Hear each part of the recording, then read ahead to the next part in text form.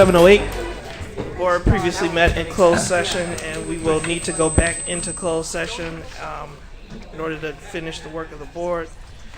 But I'd like to call to order the December 21st, 2023 Waukegan Public School Board of Education meeting. If I can have a roll call. Mr. McBride. Ms. Fabian. I'm sorry, I heard December 21st. December 12th board meeting. Yes. Ms. Fabian. Yes. Ms. Gonzalez. Yes. Mr. Riddle. Present. Ms. Hannah. Yes. Ms. Lensing. Yes. President Ewing. Yes.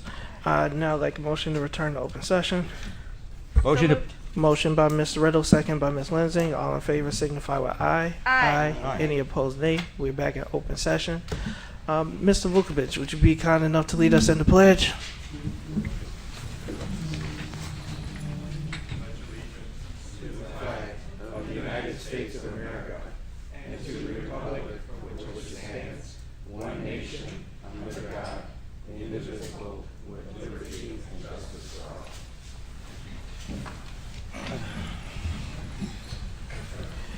All right, so we do have a president's report. I want to first thank Vice President Hannah, who was able to fill in during my illness at our last board meeting. So thank you, Ms. Hannah. I am glad to be back and feeling a lot better. Do want to remind everybody it is the season. So if it's still COVID and all of these other viruses and things going around, so take care of yourself. Thank you guys for coming out on this evening. I know it's chilly, but I appreciate all of those who are coming out. It shows your commitment to our students. Very quickly, I want to shout out the varsity dance team who finished first place at Dunlap High School. So they took home the first place prize. And then I also want to say thank you to our mariachi team and drumline who helped welcome Santa to the tree lighting ceremony downtown Waukegan. That was an awesome event. Couple things that are going on in the district that I just want to highlight very briefly is there is an African American Male Achievement Initiative Community Design Thinking Session. Say that 10 times fast. But it'll be December 21st, 6 p.m. at Carmen Buckner. So it's an opportunity to get feedback on that plan, be able to talk and discuss the things that are going on with that population. Appreciate all of those on the Equity Advisory Committee who met in their kickoff. And so they're continuing to work around that. Also, I want to say thank you to all of those who were guest principals. You'll be hearing and seeing more of that coming up in our D60 Spotlight, but I appreciate all those who came out. And then one thing has helped me in saying happy birthday to the Dog Pound, who's celebrating 96 years this month. So we're super excited. We love the Dog Pound, but that leads me into something that I'm sure Mr. Hinojosa will be speaking about during his student board member report, where there is a push from our students that talks about the future of Waukegan High School, what that looks like, not even for them, but for those who come behind them. So excited to hear more about that work. And, there'll be additional information coming out with, there's only one meeting, Board of Education scheduled for this month, but we may, with the superintendent, talk about having to do one more to wrap up some board business, but we'll be sending out surveys around that. With that, I would like to turn it over to Mr. Hinojosa. Thank you, Mr. President. Hi, everyone. I'm just going to wait real quick for the presentation to show up. Yes, okay, so I will preface this by saying that this presentation is going to be a little bit more different than the other ones, just because I didn't choose to talk about meetings this time, more talk about civic engagement, actually. And it's a little bit more different than the other ones, but we'll get into that. So this is my 16th one. It's been 16 representations already. It's a lot. Next slide, please. As I said it before, my topic today is civic engagement. Next slide. And my comment for today, or more likely a quote, is a man who stands for nothing will fall for anything, which origin's unknown, but we all have one way or the other heard this quote before.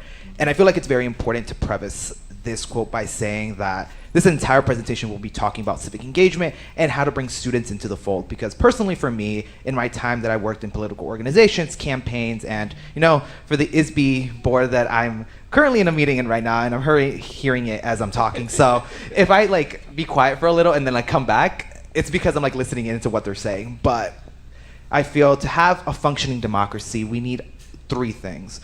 having an educated populace, having an informed populace, and one that's engaged with its politics and its community. Having those three things leads to a community that is engaged, that is voting, that makes a change in the community. And I feel like everyone agrees with that statement and understanding that the youth, people that are of third generation and older, should be engaged at a very early start during their high school careers or elementary, middle school, college, and earlier in life when they get the chance to vote, run for office, be part of campaigns. And I feel like this quote here really goes into the fact that if we don't do these things, anybody will stand for nothing and will fall for basically anything at that point, right? And I feel like if we are as a school district and as a generation, more specifically for me and everybody else before and after me, being able to be educated, being able to be informed, and to be engaged is important. But we'll get into those things in a second. Next slide, please. What is civic engagement? Now, there's a lot of definitions for civic engagement if we go on to the next slide. But this is the one that I got from the University of Nebraska and the one that I really connect with the most, which is individuals and or collective actions designed to identify and address issues of public concern. Now, there's two types from what my research has given. Civic engagement, which is the same as the title, but is separate. This is more community-based, more like blood drives, more like working in the park district, serving in your board of education. That's one of them too, right? Political engagement goes more into the community, state, and federal levels, like serving in public office, working for a congressional campaign, and stuff like that. So that's some type of engagement that you can do. Next slide, please. How to get involved. This is more specific for the students that are watching, because I know they are watching. I know some students are watching. I've been trying to get more students to watch, so I know some are watching. So these are some ways to get involved. Obviously, this is just a very small list of stuff that I have done in organizations that I have seen. So this is not comprehensive in the slightest, but this is some opportunities that students can take. So we'll go on to the next slide. The High School Democrats. Fast facts for these is it's the official high school wing of the Democratic Party, established in 2005. And its chair and vice chair, who their names are at the bottom, its contacts are voting members of the DNC. I am part of the High School Democrats. I am their Midwest Regional Director. I work in helping out all the state parties within that area and the state high school Democrats. It's around 10 states in the Midwest. Some more than others that may be part of the Midwest, but that's just how the map got drawn about two decades ago, but that's besides the point. This is a great group of kids. They really are politically engaged. I've worked with them the last 3 years. Very intelligent people all across the nation, and any student that really wants to join in the political spectrum, more for the progressive side, this is a great organization to work for. Contacts is the chair of the organization, Annika Crovey, and the vice chair, Henry Pavlo. I hope he isn't watching this. They're amazing people. I've worked with them multiple times. Actually, Henry was co-Midwest Regional Director with me last year, and became vice chair as he ran for election, so very proud of him. And Annika, I worked with her. She was chief of staff last year. So these are great people, super engaged. They go to the DNC, the actual committee, the convention this year, and are always talking about student engagement, talking about democratic politics and stuff like that. So this is one of those organizations that students on the progressive side wish to join. This is one of them. Next slide, please. The high school Republicans. Obviously, I'm not a Republican, guys, but obviously I still wanted to give the other side of the spectrum same light, same opportunities as always. Students that are Republicans and do want to join the conservative side of advocacy and stuff like that, there is the high school Republicans. Over the years, there's been a mix of how the high school wing has worked, but this is its biggest change at this moment. It was established in 2022 last year, and it's one of the wings. Obviously, there's other ones, but this is the one that's the biggest.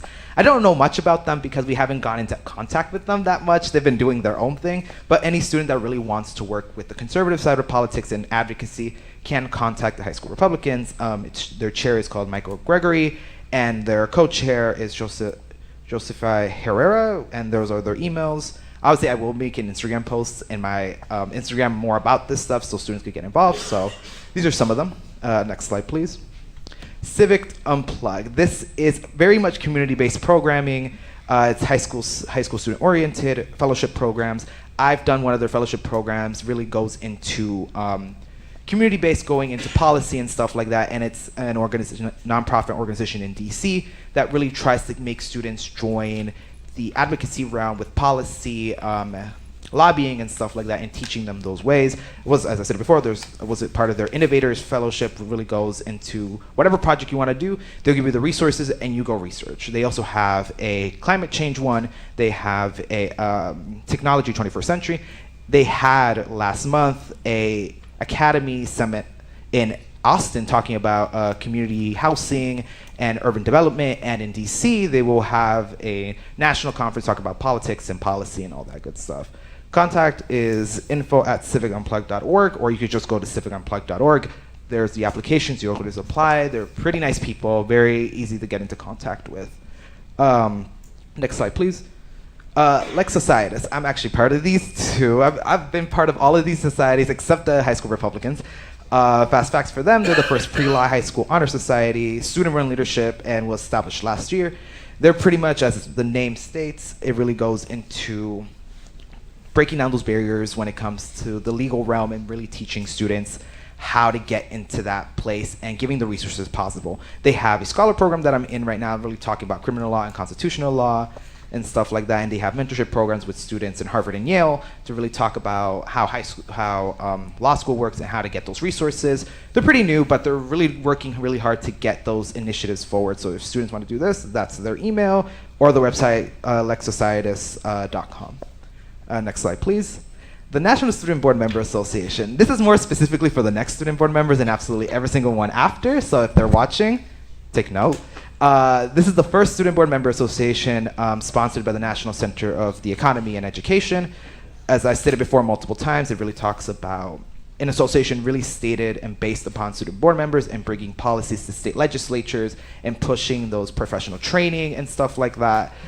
All student run. Established last year, and if you want to contact them, Zachary Patterson, who is the chair, and me, who I'm actually the state coordinator for Illinois, trying to push more student board members in Illinois and pushing legislation. Working through that right now as we're going through this meeting. That's my email also for the organization, for any student board member in Illinois that is watching, or the next ones too, that may want to get involved with this.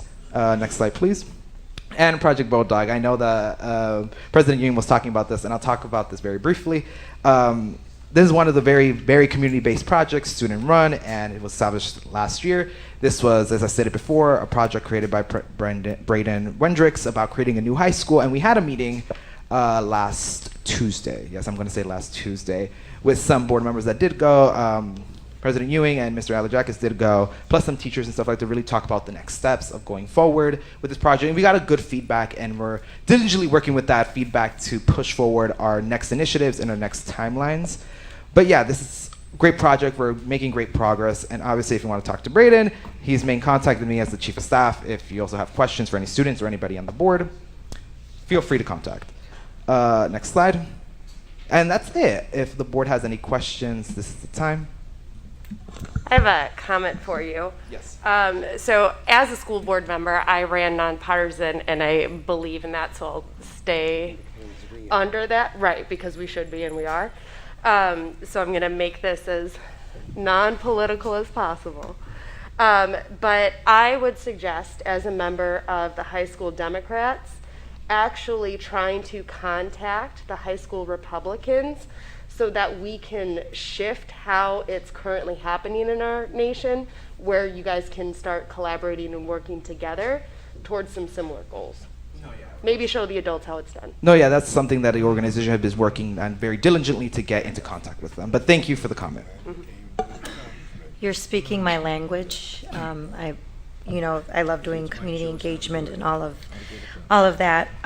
So I just want to say thank you for stepping up, because I know it is very hard to be keeping track on all the meetings and where you're supposed to be and making sure that you actually follow through in all of these committees. So kudos to you for doing that, and all of this is all volunteers. So I just want to say thank you for all of that.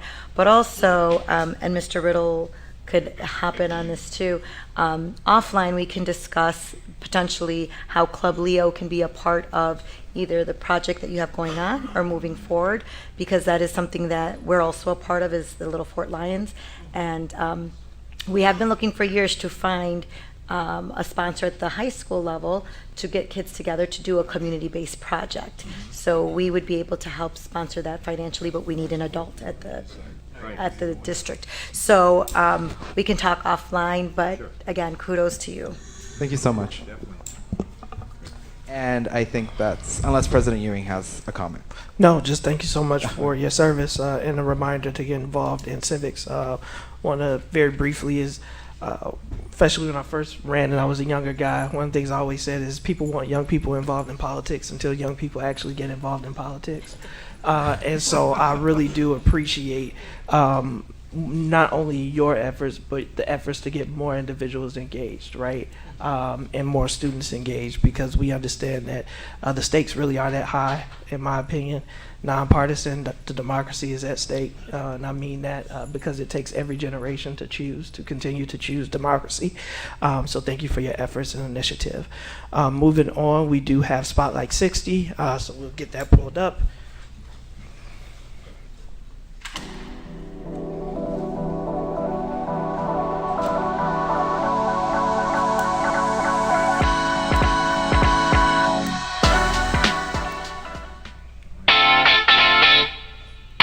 We love when the alum come back. It's always really special to have someone come back who has thrived after a time in the school, so you can see these same possibilities for yourself. You know, one of the key messages that I wanted my students to get today is that they need to persevere. It's always good to have that role model come in and be a part of what we do here at Glenwood. So today is Principal for Day in Waukegan Public Schools, and this year we recognize our alumni, and so each school will host one of the alumni that either attended there as an elementary student, a middle school student, or a high school student. I remember playing baseball out in the fields that were here and meeting a lot of friends that some I still have to this day. I had some great teachers, Mrs. Cook, Miss Phillips, 3rd and 4th grade are the two that really stand out. But it helped build a foundation for getting things done and being responsible. And well, hopefully I can go and say hi to meet some of the kids and just tell them that, you know, guys that grew up right down the street or around town can be successful in their own right and tackle kind of any endeavor that they want to get into. And hopefully a few years down the road they're able to come in and have a pizza or see me out and about and say, hey, I remember meeting you, and you know, I remember this you said, or you gave some good advice. So that's always kind of the best thing and what I look forward to. Back in the 70s when I was in school, things are so different now because we didn't have computers, we didn't have phones. What I do remember most was it was a close-knit group of people. I still have friendship with some of the kids I went to school here with, and I do remember the playground back here. It was, and I actually, with the principal, we walked back there and the memories came back. It just warmed my heart, and it's just a whole new world. I think there's so many more opportunities for the children nowadays. The behavior of the children in this school is amazing. Everybody is just so well behaved, and it's just a pleasure and an honor to be here today. I'm a singer. I perform. I'm currently in a group called Nuevo Elemento. We're signed with Sony Music Latin, and ever since I was here in middle school I started music, and now I do it professionally. I started performing at the talent show here in Miguel Juarez, and then from there I had the opportunity to participate in a show called La Voz Kids for Telemundo. It's like a version of The Voice, and yeah, from there that's where it started. So being here at Juarez is really important to me, because everything is where I started as a musician. So I'm really excited to talk about students, let them know that your career path and what you do in life is not a linear approach.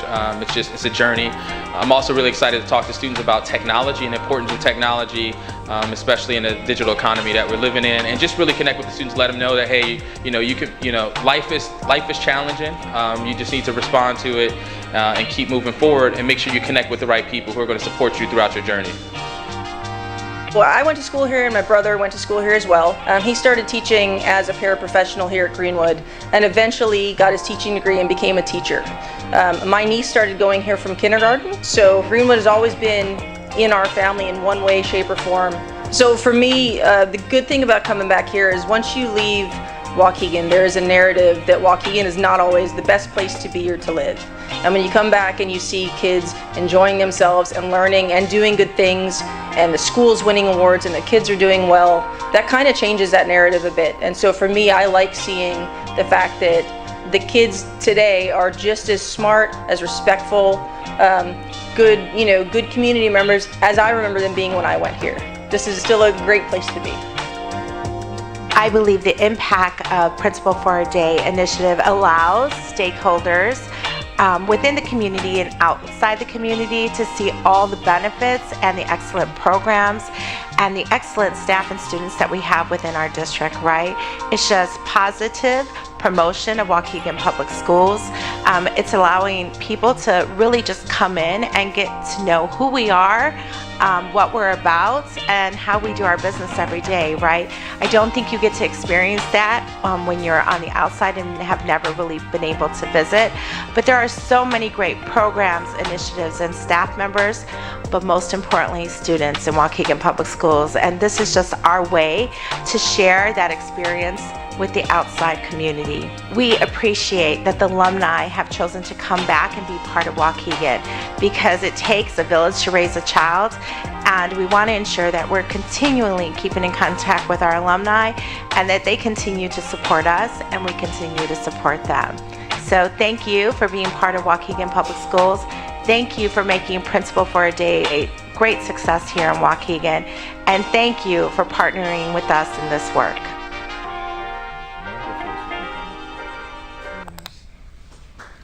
All right. So again, thank you to all of those who volunteered their time to come out and be principals for a day, and all of those who helped coordinate it. All right, we have approval of our previous minutes. We'll take these one at a time. Item 8A, correction of approval of the minutes of the special open session board meeting for August 10th, 2023. Motion to approve. Motion by Mr. Riddle. Second. Second by Ms. Gonzalez. Any comments, questions, corrections to the minutes? All in favor signify with aye. Aye. Any opposed, nay. Minutes are approved. Item 8B, approval of the minutes of the open session board meeting for October 24th, 2023. Motion to approve. Motion by Mr. Riddle, second by Ms. Lindsay. Any comments, questions, correction to the minutes? All in. Everybody was present. One of them had that I had passed like about 7 times, and I'm not sure. What are you asking, Miss Hannah? We can't hear. I'm just talking about the minutes, and it's recorded that there were a lot of passes from me, and it's very unusual for me to pass 7 items in one meeting. Ms. Hannah, to the best of my recollection, I don't know which set of minutes that is, but I think that occurred with the way that the consent agenda was recorded this time, and I'm not sure if it was one vote based on all of those items, but the minutes came through with each one showing what the vote was. I went through those minutes pretty thoroughly, and the one that I remember where Miss Hannah passed on a lot of them was the board was approving PD, external PD travel. Right. And you I passed on a lot of those. I looked at them. Yeah. Yeah. And so, so are you saying that they were recorded correctly? So as far as I remember, and I was pretty thorough this time looking through all the minutes, and I wrote down as well people that weren't present, because we did have, like, the next one, there was only a few people present. The last one, 8A, Jeff was not there. This one, everybody was present. The next one, it was just you, Lensing, the board president, and Mr. McBride present. The next one. So, I mean, and Ms. Hannah, the way that it worked is we had a consent agenda. You wanted to pull certain things off of the consent agenda, so the ones that you passed on are all related to personnel, which makes sense to my recollection. And if you pass, each of those votes is a pass, right? Okay, so you just separated them out in the minutes. Mm-hmm. Is that what yes, you're that's saying? Correct. Mm-hmm. Yes. Okay, because I've never. You asked to vote on them separate, so we had to pull them out. All right. If there are no other questions or corrections at this time, all in favor signify with aye. Aye. Any opposed, nay. Minutes are approved. Item 8C, approval of the minutes of the open special session board meeting for November 2nd, 2023. I make a motion. Motion by Ms. Hannah. Second. Second by Ms. Lindsay. Any comments, questions, corrections to the minutes? There's only a few Only people. only the 4 people were there for that meeting. So Miss Hannah, Miss Lensing, Mr. Ewing, and Mr. McBride. So everybody else is going to pass. Yep. So I'll take it. Roll call vote. Ms. Hannah. Yes. Ms. Lensing, Yes. Mr. McBride, Yes. President Ewing. Yes. And I guess for the record, the other three individuals are passes, correct? All right. Item 8D, approval of the minutes of the open session board meeting for November 14, 2023. Motion to approve, and everybody was present. Motion by Mr. Riddle. Second. Second by Ms. Gonzalez. Any comments, questions, corrections to the minutes? All in favor signify with aye. Aye. Any opposed, nay. Minutes are approved. Item E, approval of the minutes of the open special session board meeting for November 21st, 2023. Motion to approve, and everyone was present. Motion by Mr. Riddle. Second. Second by Ms. Hannah. Any comments, questions, corrections on the minutes? All in favor signify with aye. Aye. Any opposed? Minutes are approved. Can I ask a quick question? Yeah, of now course. that we're going through those. So does this mean we are up to date with our minutes? Close. I believe so. We can double check that to confirm. I But just for- want to yeah. call it out if we are up to date. We should say, hey, Yeah. we did it. Thank you for that reminder, Ms. Lensing, and we will, in our working to stay on top of it. All right. Now we are at our opportunity for public comment. This is an opportunity for the board, for the community to be able to address the board. This is a one-way flow of information in which you will speak to the board, but unfortunately the board is not going to speak back at this time. You get 3 minutes. If you need translation services, you get 6 minutes to allow for the translation.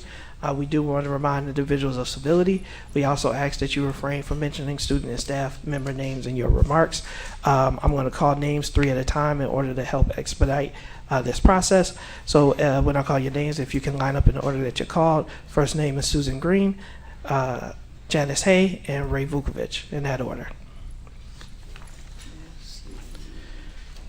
And Ms. Green, your time will begin whenever you start speaking. I came here to talk about something that has bothered me. Since last summer, I'm sad to say that 5 people that I have known who are working here in the Waukegan Public Schools have died. Now let me look at the 5 people. First of all, one of them came here as a special ed teacher because we had a wonderful special ed program. She stayed here, retired, and died this summer. And I do apologize, Ms. Green, but there's some audience feedback or music or something. If you guys can mute that. Pardon? I'm hearing music from the audience. So if we can restart our time at 2 minutes and 40 seconds. Thank you. Another one came here, retired as a gym assistant. This was a person who went to public school here. Went all the way through public school, liked Waukegan schools, came back here to work. The next one was a person who worked here as a school secretary. She worked here regularly, was a wonderful secretary, I will tell you. There wasn't a parent who wasn't thrilled with the kind of support her children got. Then there were a couple of other people who came here who attended Waukegan schools, and one of them, very interestingly, came to Waukegan schools, attended Washington's elementary school, and turned around and taught at Washington Elementary School until she retired. In addition, there was another lady who sent all of her children here to school. She taught in the elementary level, and then she moved on. But those are all people who have been involved since last summer that I know of. Now, why am I here about this? I'm asking that from here on, the school board will acknowledge various people when they've died by 1 sentence in the minutes and a minute of silence. That's all it would take. And if you find out that you're going to have somebody that you don't know about for 6 months or a year, put it in when you hear about it. It's nothing wrong, but you are acknowledging that these are people who donated their time and their effort and their loyalty to Waukegan schools. So you're making a statement. And the statement that as a board you are making is that you appreciate and recognize the things that these people have guaranteed, have supported, and have provided great loyalty. So it's up to you to show them that loyalty. Absolutely. Thank you. Thank you, Ms. Green. Janice. Hey. I'm a little out of breath. Good evening, everyone. I've often bragged about Dwayne Chance. He's a medical doctor to the students, that there are people who come out of Waukegan High School, and I could name a lot of people, successful people, and I happen to know a few of them. I can't remember right now because I have chemo. Oh, I'm sorry, chemo brain. I want to say thank you to everyone. It's just the devil showing up. I want to say thank you to everyone who helped with the Multiple Myeloma Foundation fundraiser. The Gulf out in North Carolina, Fabian, was one of the person who reached out to me, and she showed up physically at the day of the event.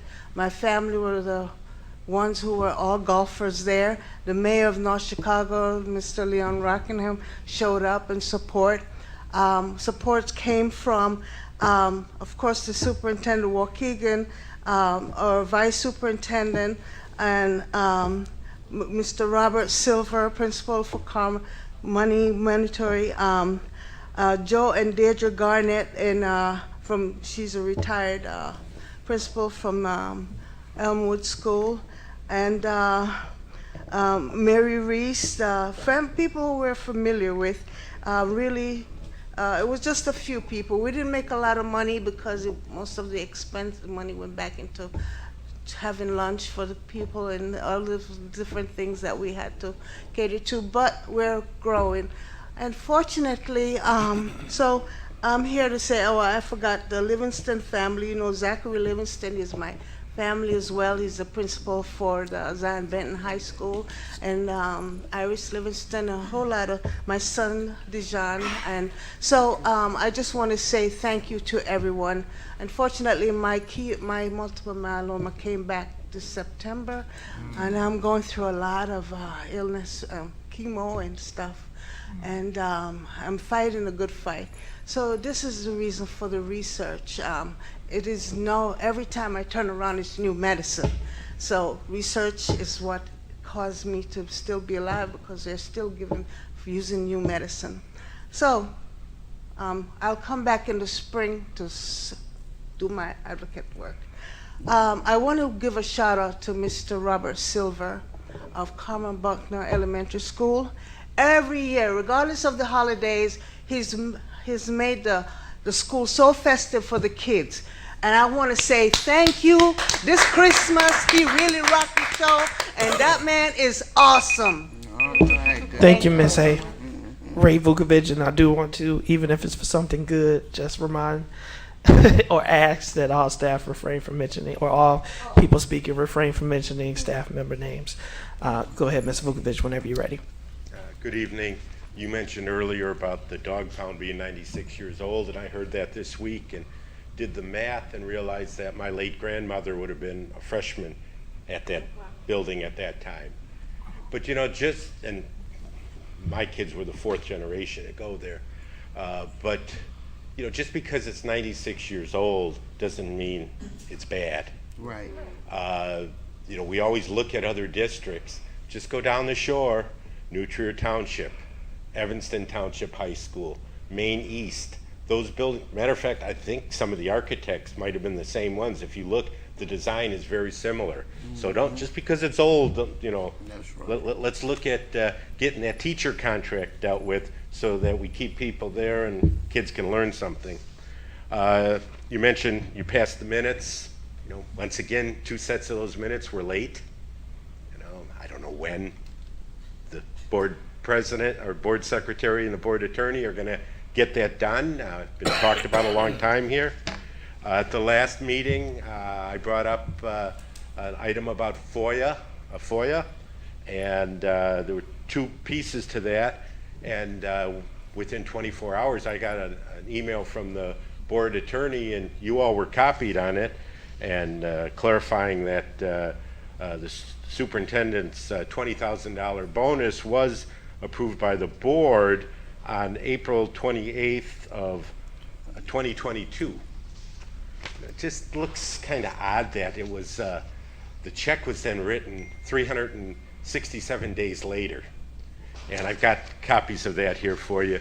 But the thing that I didn't hear anything of, and I know that I could go to the Attorney General and file a request to look into it, but is the fact about the conference and travel, the disparity there, something that you as the Board of Education, if you're doing your job and looking to see how much people are spending, when you ask for information, you should get the true numbers. You know, $90-some to go to Las Vegas for 3 days. That's not correct. The CUBE conference, it's all over the place.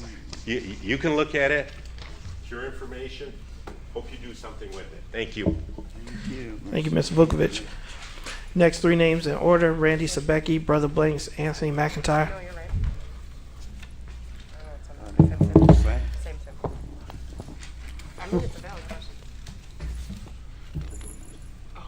All right, good evening.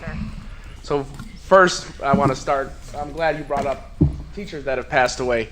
A couple days ago, we actually lost a true matriarch of this city, Mr. Miguel Elbaron. He was a Waukegan police officer in this city, and him and his wife opened their homes up to many children. People that were born here, raised here, and here, they know exactly who it is. You know, he passed away a couple days ago.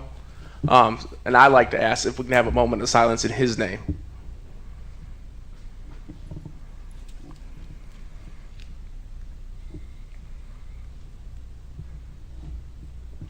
Thank you. And then second I want to talk about is, I found out the other day, well, there's two issues with both of my students.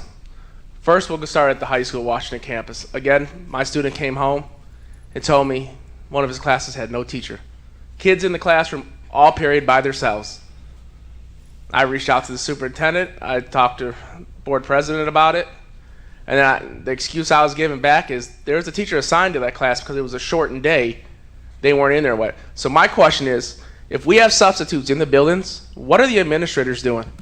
They should be making sure that those substitutes are in the correct classrooms where they're at.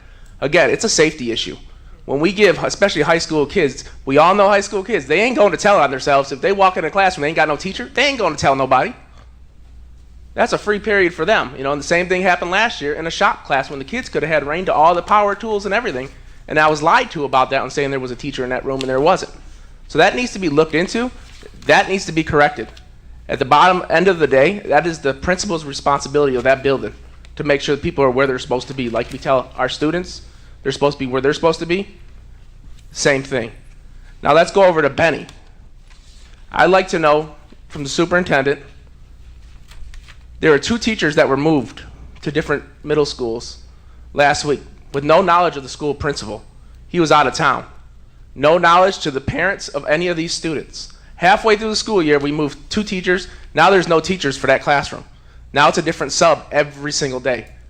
So I'd like to know who's doing the grade books. How are these kids being graded? How are they getting the quality education we talk about? Because I am a very adamant person. I look at Infinite Campus probably 20 times a day because I'm on my kids. And I like to know the last time that grade book was updated for his class was November 6th. So where are the grades coming from? Are we someone just go in there and just start putting in grades? So is that how we raise our scores? Will we just start passing everybody? That's not a quality education. It needs to be looked into. And all those parents need to be notified because it's not fair to the school principal when he had no knowledge of it. And he's the one who has to deal with it and get all the calls. Brother Blanks.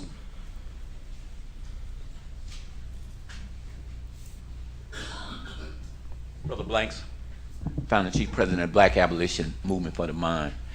I'm not looking for an interactive discussion here, but you guys can acknowledge, nod, or shake your head or something. But how many of you are aware, as superintendent, board members, and president, that one of our students was attacked on the Pace bus as of last Wednesday? Okay.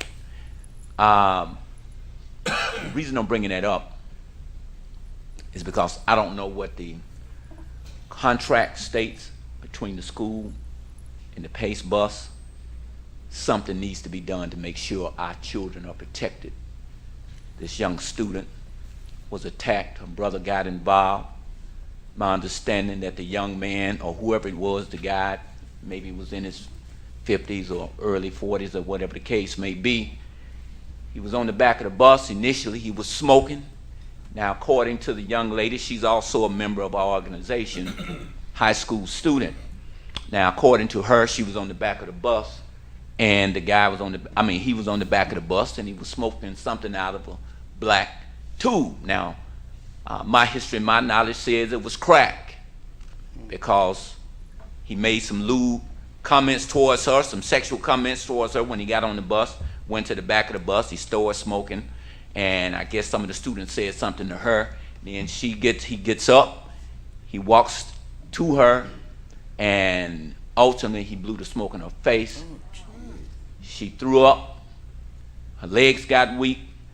I would really hate to think that this was the first time that, considering that one of our students have to be exposed to crack on the bus. So whatever the case it might be, I'm saying that's what it was. There's nothing that's been proven that, but she got sick immediately. So I'm saying to you guys, whatever your contract is, and you got to do something to make sure our students is protected. I don't know if you're going to have to separate the students from the adults and whoever they are picking up, but you got to do something, because we do not. That could have went bad so many ways. With her brother getting involved, there was an altercation where there was a fight ensued. Okay, he getting hit with it. The guy got hit because they had the students trying to defend themselves on the bus. So fortunate enough, this guy didn't have a weapon on him. So it could have turned out really bad. So I'm bringing that to your attention now, and I don't know what your intergovernment, I took that student, she made a police report the following Thursday.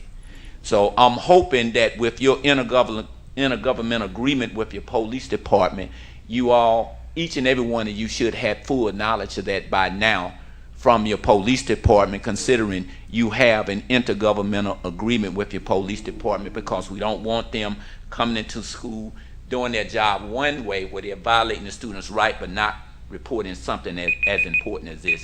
Thank you. Thank you. Anthony McIntyre.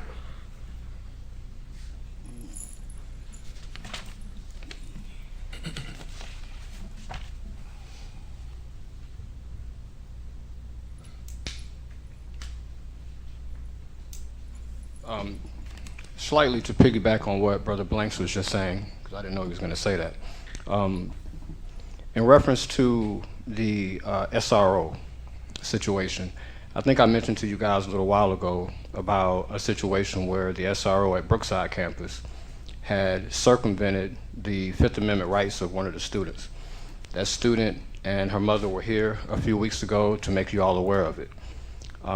There's been conversations between Area Superintendent Amanda Patty and the family and myself to sort of get to the bottom of it. We haven't been able to get to the bottom of it. The SRO is either being misused by administration officials, or the SRO and the police department is running the school. Neither of which is okay. Both of which need to be looked into.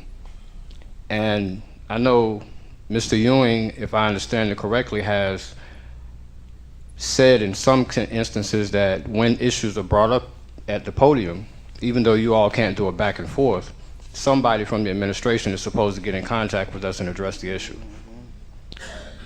At present, we're waiting on a response, and it's been weeks.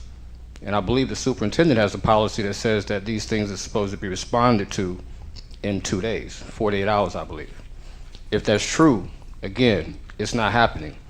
And it's very frustrating because these parents keep coming to me asking me what's going on. I have no answers for them. So the only thing I'm left to do is get in front of this podium. You guys need to do something about your relationship with the police department and make sure that you have some sense of oversight as to what these officers are doing. Really, it's one officer. And until that clarity is given, I guess I just have to keep coming up here and saying what I'm saying, but I don't want to feel like I'm talking to the walls. Someone needs to act on this stuff. Secondarily, the Ant Mound Foundation, you know, we have a whole bunch of concern for the young people in this area. We work very hard to ensure that these young people have options, right? We don't want them on the street. The negative thing or the bad thing about it is that we can't talk a lot about it. We choose not to. We could. We can get in front of microphones and TVs if we wanted to and talk and show and prove. The parents know what we're doing. The administration individuals know what we're doing because they call us, right? My hope is that just because someone gets in front of this podium and sometimes you don't like what he or she has to say, don't let that cause you to then be so upset that you cut off your nose to spite your face. And when it's time to call upon individuals within the foundation, you just will. Thank you, Mr. McIntyre. Final name on the list is Rayon Edwards.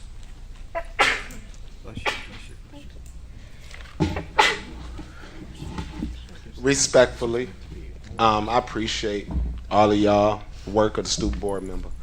Politics and religion has no place in these schools, y'all. Those type of groups need to be held outside.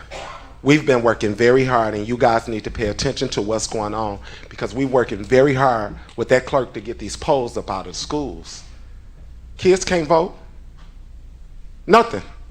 And because the adults is so messed up politically, I don't want none of them to be influencing our kids to do anything.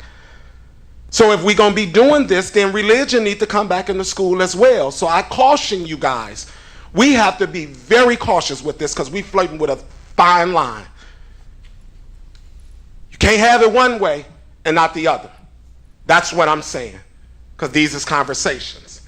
I appreciate how you board members be so attentive to that board, school board member. I really do.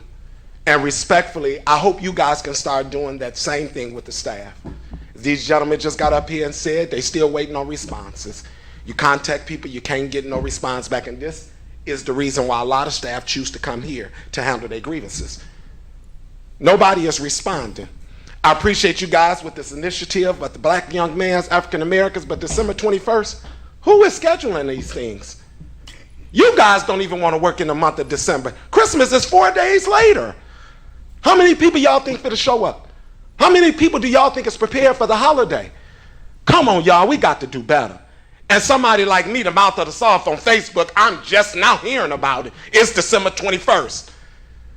I do my best to communicate with a lot of people in this district. And that wasn't even sent to me. It's sad. And again, we're talking about communication. I'm glad you guys brought up about a kid being jumped on the bus stop. My nephew was jumped on by 4 young mans. Same 4 young mans for 30 days straight. I spoke to everybody in this district. I've called everybody, email, text, and ain't nobody did nothing. And guess what? The young man's still showing up at school. We go there to pick up my nephew. We couldn't even get into school. They had police waiting on us. The SOR wouldn't even come and talk to us as an adult. My nephew was also a part of BAM. All this is going on. BAM ain't called, reached out, or answered for my nephew. But we giving BAM $2.5 million a year. That's becoming a man. Yes. We know who got the contract. So I'm saying, y'all, what are we doing?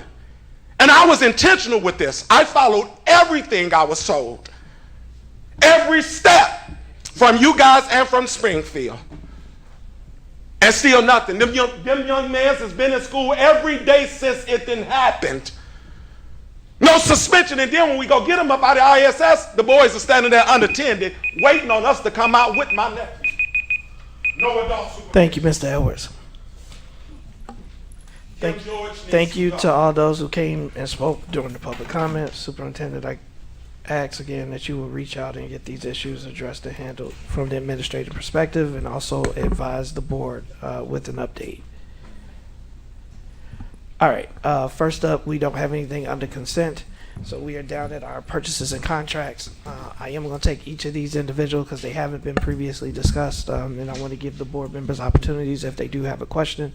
So we have item 12A, renewal of Education Advanced Inc. Cardonics, Do we have a motion to approve or read the recommended action? I'm sorry, Superintendent. It is the recommendation of the administration that the Board of Education authorize the superintendent or her designee to approve the renewal of Education Advance Incorporated Cardonics for the 23 through 24 school year in the amounts of $67,032. Motion to approve. Motion by Mr. Riddle.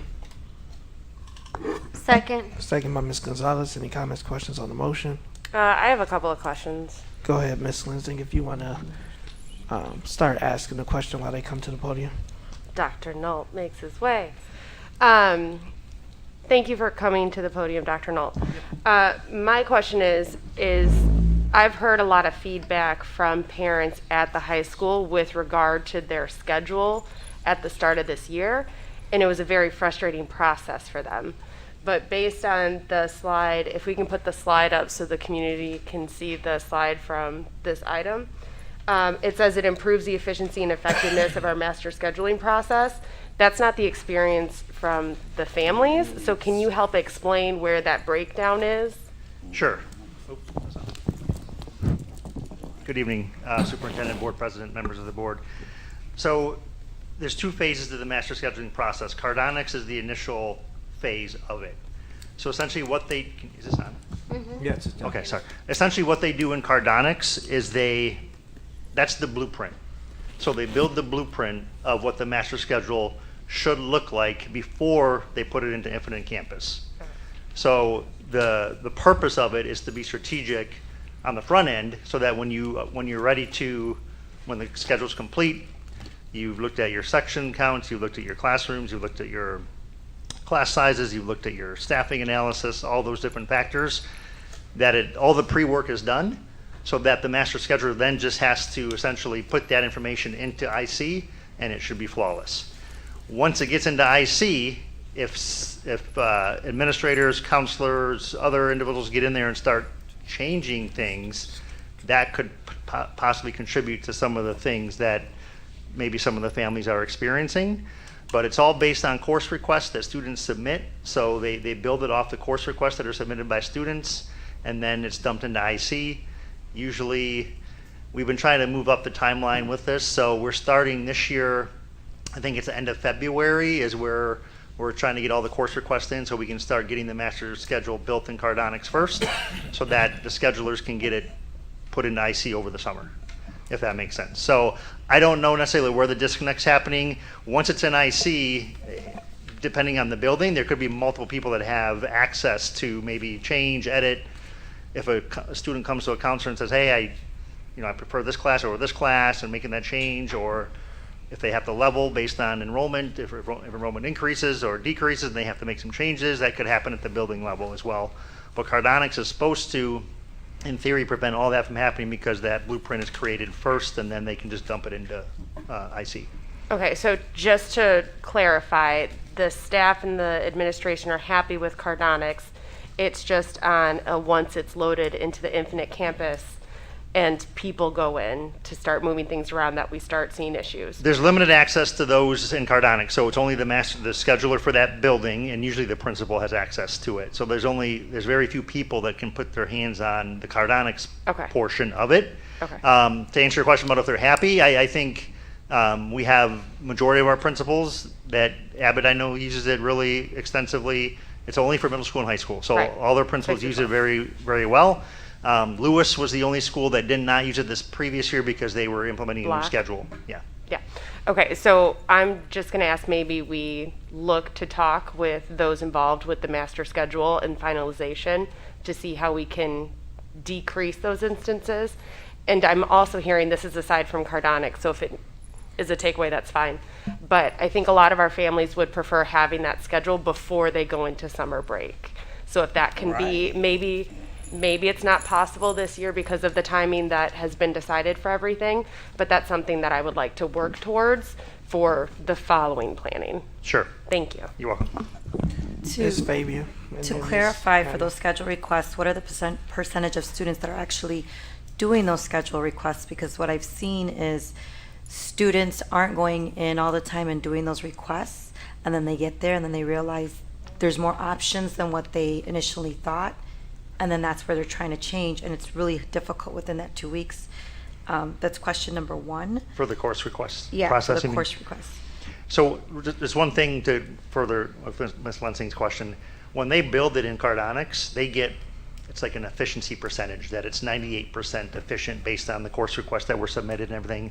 So they know going into it how close it was to meeting all the students' requests, because it spits out a number for them. And they know, like, if I'm above the 95% range, my schedule's looking pretty good, assuming once we dump it in, I see that someone doesn't manipulate or change anything. So, Ms. Fabian's point, just to, and then I don't want to spend an exorbitant amount of time on this one item, but I do want to reaffirm what she's saying is garbage in, garbage out.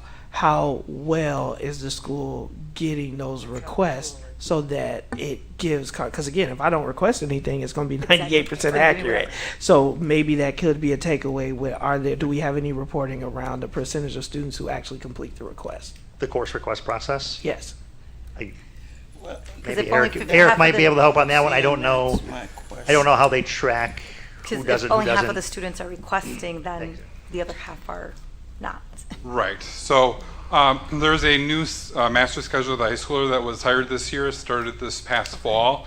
I've been working with him and training him, and he's been doing a fantastic job. He and the high school administration have been setting forth an aggressive timeline. So they are starting course requests actually this month. So teachers so we should are see an already, improvement is what even we're before the end of the semester, giving the recommendations for, so they're ready to go right away January, as soon as the second semester starts, to get those student requests in. So they're trying to get those in and done January, early February. Perfect. It's just good to know it's not the tool. Go And ahead, then Ms. Fabian and then Ms. Hannah. And then the second question is loading in the required courses so that that tool knows how many required credits of each. That's also being plugged in. So that students need a specific number of credits in math, for example, or for English, right? And some of the concerns that I've seen is where they're missing credits and they should have a credit, for example, in ELA, but they didn't receive that in their schedule. So is there, in this tool, are those credits being put in and what courses qualify for those credits, and then matching up with the kid to ensure that that kid is actually receiving the required courses to graduate? It's based solely on the course requests. So the way Okay, so it doesn't do that. So that's it doesn't, okay. yeah, it doesn't. So kids will still have to look. It at won't know Jason's particular situation, Track. right? To know Okay. if I need an English 3 or an English 4. But if there's on the course request, if there's an English course that's been added, then they'll put it in Cardonics. If that, Okay, because if that makes sense. that's where I've also seen parents have issues where Yep. they're not getting the courses required. So that makes more sense. Ms. Hannah.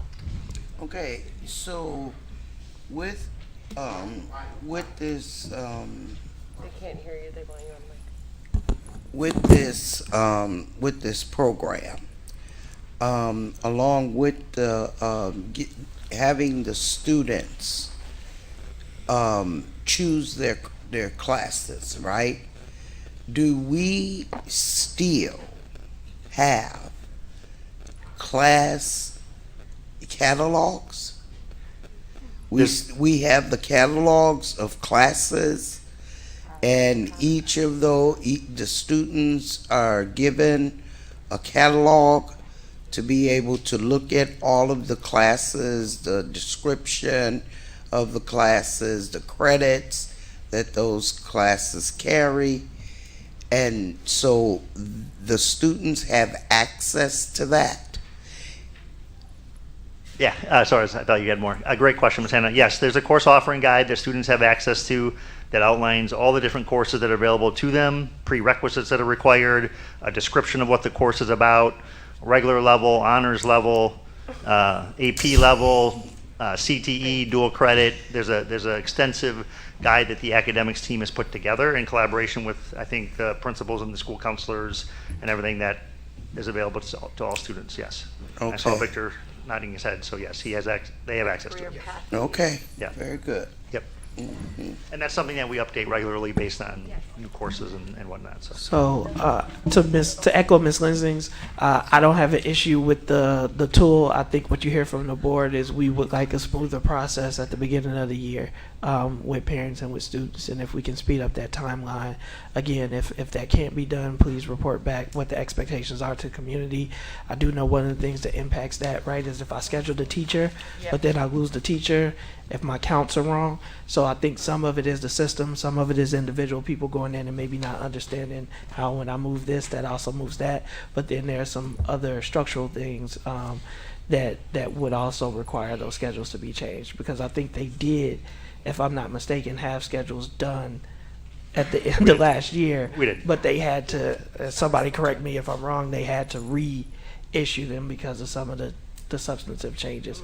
So if we can make sure that we are being proactive with that process. So that's the takeaway. Thank you. Thank you. Just a side note, summer school also impacts that. So I may not need English 1, but take it in the summer, which would also change that trajectory. Thank you. Roll call vote.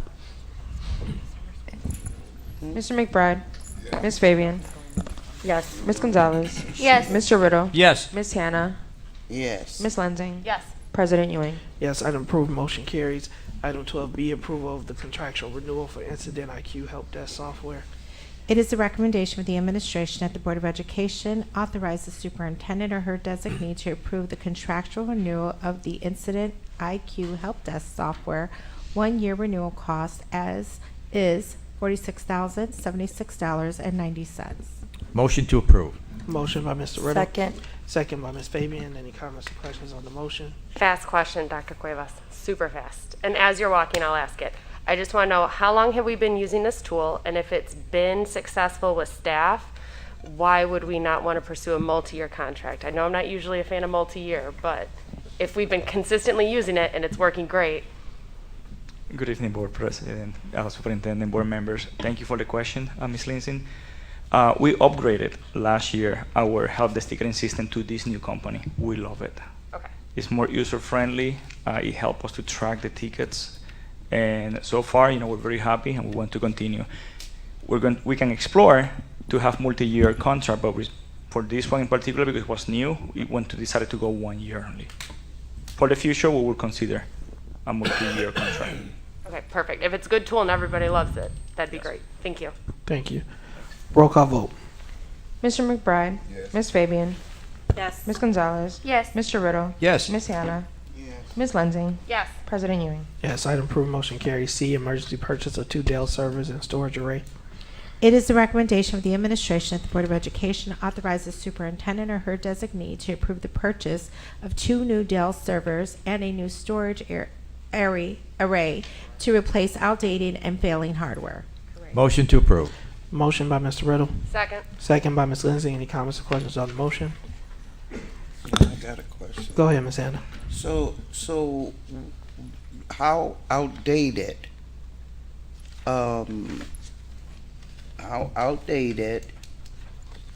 is the, what you're trying to replace? And what is failing? What is the failing hardware? Yeah, so thank you, Ms. Hannah, for the question. So basically, this is a hardware device.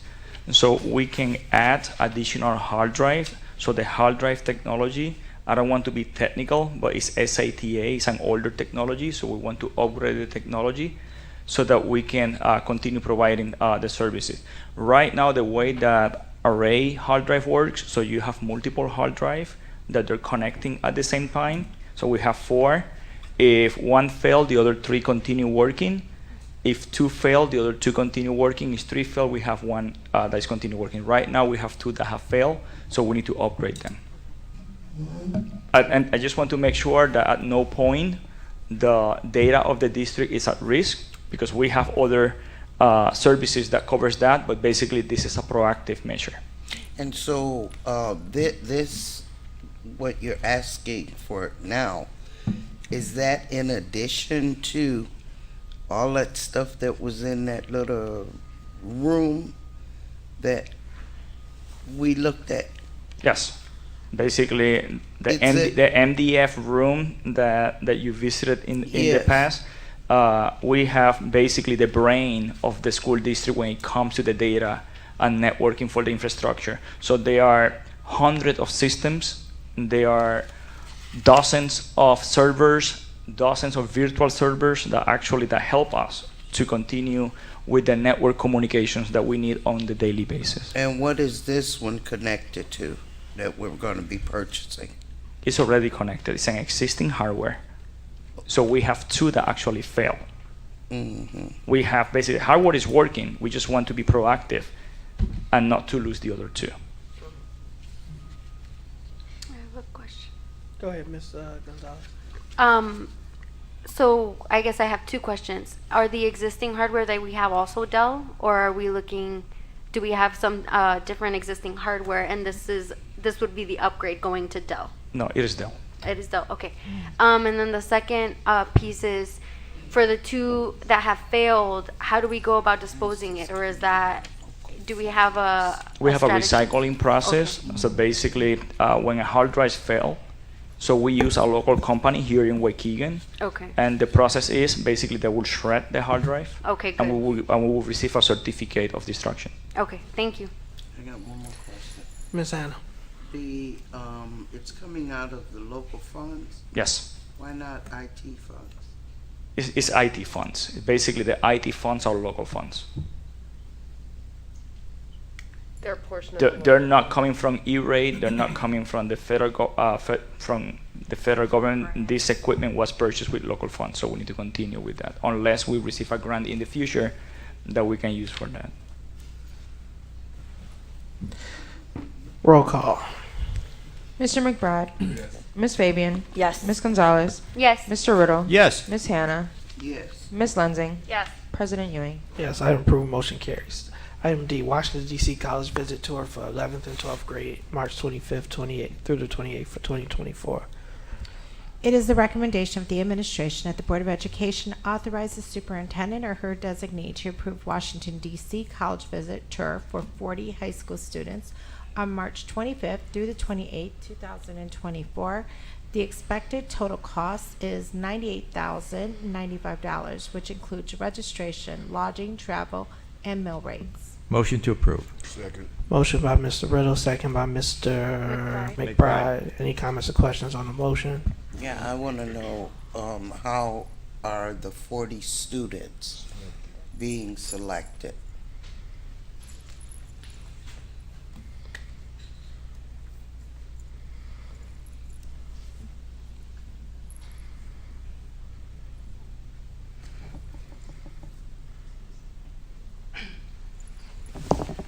Good evening, Board President, Superintendent, Board members, community.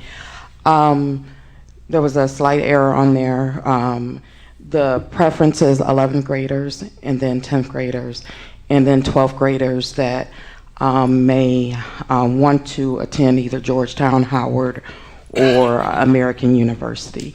We took 11 graders last year on a college tour, which were the 12th graders this year. So we're trying to funnel in the 11th and 10th graders. So how are they chosen? We have a QR code. We do tabling. We ask students, do you want to go on the Washington, D.C. tour? Do you want to go on the HBCU Waukegan Township tour? Or do you want to go throughout the college visits throughout? So we choose them by that preference, and then we have a short interview letting them know the expectations of the trip, commitment. There's a mandatory meeting. If you don't show up at that mandatory meeting, you're not able to go. Okay. Mm-hmm. Okay. Good question. And so- it sounds like about three entities involved in this. 3 entities? Yes, because I heard you mention township. I'm familiar with that, but then it sounded like to me there was 2 other areas that they had to choose from other than just going to. Well, this trip is specifically, if we're asking specifically about this trip, I was just trying to give Ms. Hannah clarification. There's several trips going on. 2 trips are going on at the same time. The Washington, D.C. and HBCU tour is actually at the same time on the same week. So there's students that are not going to be able to go on a Washington D.C. tour. That's going on, of course, the Waukegan Township HBCU tour. And then there's several. We already have trips set up for other Illinois State, Northern Illinois, St. Francis University throughout the day of the school year. So we're trying to get as many kids exposure as we can. We're a large high school. We're not going to be able to do it. Are all students going to fly? Are all parents going to allow their kids to go on a trip for 3 or 4 days with people they don't know? It's a very big concern, especially with our population of students, about that. We had that same thing last year when we took the students on the bus tour for 4 days. I mean, we got the 40 students, but we never went over the 40 students really, because changing the mindset of the parents and allowing them to go on the trip for that long of time. Now you're adding another element, which is flying, right? A lot of our students haven't flown before. The anxiety with the parents of them flying. So we're trying to do different things, and we're trying to expose them to different things, but we're going to do as much as we can. So it sounds like basically it's mostly self-selection on the students' behalf. Mhm. And I think you kind of answered this. So for this trip, you haven't, it's not like there's 80 kids wanting to go and you have to select down to 40. No. And then my other question was the potential for having parents come along, only because as a parent myself, yes, I get that once they're done, they're going to be an adult. But at the same time, you want to know where your kid's going to go to school, what kind of area it is, and you might have questions that they might not even think of because they're not adults yet and they haven't experienced that life. So potentially having that opportunity of having parents, you know, if they have to pay their own way, but having parents being able to go along. Let me say this. I can understand what you're saying also, but we have so many students that do want to go away from their parents, and we want to try to prepare their parents also. So there's one end we're trying to prepare the students, but we have tried. So we're going like with any other college persistence model. Let's say walking in a college, they tell their parents that we would not like you to come along. We want your child to experience, and you get a little taste of how it is to be without your child for 4 days when you're going to have to be without your child for maybe 4 years, 6 years, you know. So that would break down a little anxiety. So we're going to have informationals with the parents, at least 2 informationals with the parents that students are going. I would love them to experience it, you know, and we can find other ways, maybe virtual classroom visits with, you know, with them.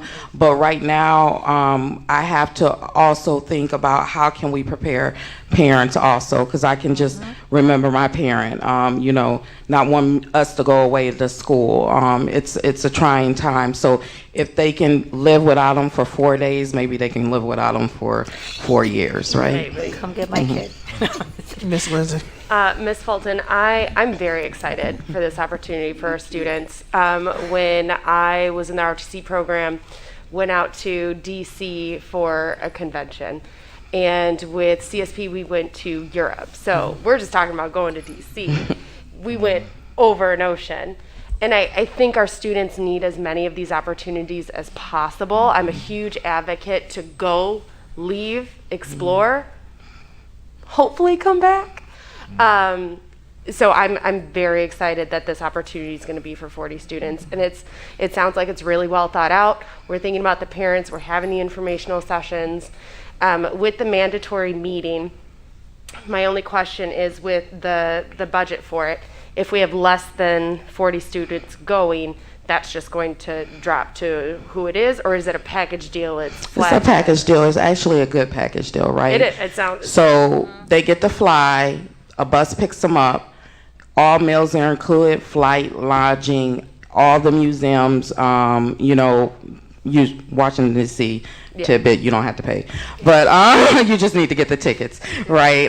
So they set up everything for us. So not only the time and energy, we don't have to look for food, we don't have to find Uber to or a bus to go to the places. Everything is inclusive.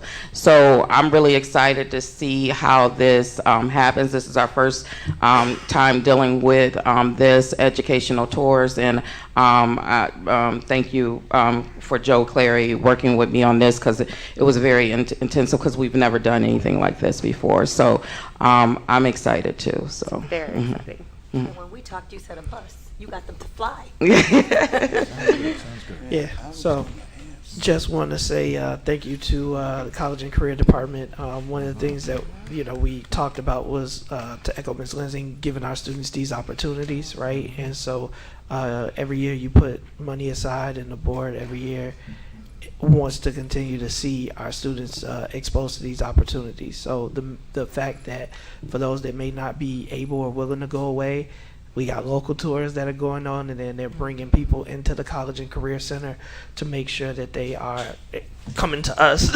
They can go to them. We can get on the plane. We can do the HBCU tour. So it's really looking at all the opportunities and avenues and ways to expose our children to college, while also making sure that those that may not be interested in college right now also have opportunities to explore career. So thank you for your efforts, and I hope that I know it'll be a success. I got one more question. Go ahead, Ms. Adams. It's actually in reference to the agenda item, because you said that it was 10th grade and 11th grade? yeah, I think And then, it's a new note on there, Nick. I had sent that question in, Yeah. and the only reason I had asked was because for seniors, they usually have to put in all their applications to go to university. no, I'm aware. I'm just asking for, in terms of the, what we're voting on. The recommended action is there. Yeah, and it needs, The recommended action does not include reference to the grade levels, it just says high school students, so I don't think there needs to be a change to the motion. yeah, they did, they put it, thank you, Ms. Fulton, because I see it here. Staff will recruit students primarily in grades 11, 10 and 11, but students in grades 12 and 9 will also, If we have spots, right? if Yeah, we they have need to fill slots, the but 40. basically it's your sophomores and your juniors. Yeah, because our thinking is, like Ms. Fabian said, most students should in 12th grade, if they absolutely are saying, I want to go to Georgetown, I want to go to Howard, I want to go to American University, we'll try to fit them in. And then, being that we have this now going, now the 10th graders, the 9th graders, when they become 10th graders, more students will be able to come, since we have a little bit more, we know how to do it now, so, and we'll get more scores. And everything has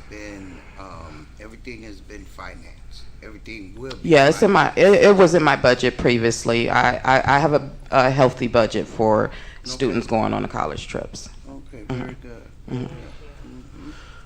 Roll call. Mr. McBride? Yes. Ms. Fabian? Absolutely. Ms. Gonzalez? Yes. Mr. Riddle? Yes, Ms. absolutely. Yes. Ms. Lensing? I love it. Yeah. President Ewing? Yes, item approved, motion carries. Item E, approval, use of health life safety funds for emergency plumbing repairs at Hyde Park Elementary School. It is the recommendation that the Board of Education authorize the use of available health and life safety funds for the emergency plumbing repairs at Hyde Park Elementary School, with the total cost estimated to be $55,000 to $75,000. Motion to approve. Motion by Second. Mr. Riddle, second by Ms. Gonzalez. Any comments or questions on the motion? Roll call vote, please. Mr. McBride? Yes. Ms. Gonzalez? Yes. Mr. Riddle? Yes. Ms. Hannah? Yes. Ms. Lensing? Yes. President Ewing? Yes, item approved, motion carries. Item Fabian? F, Yeah, that Yes. caught me off guard. Fabian says yes. so Fabian, it's Sorry unanimous. about that. It's a day.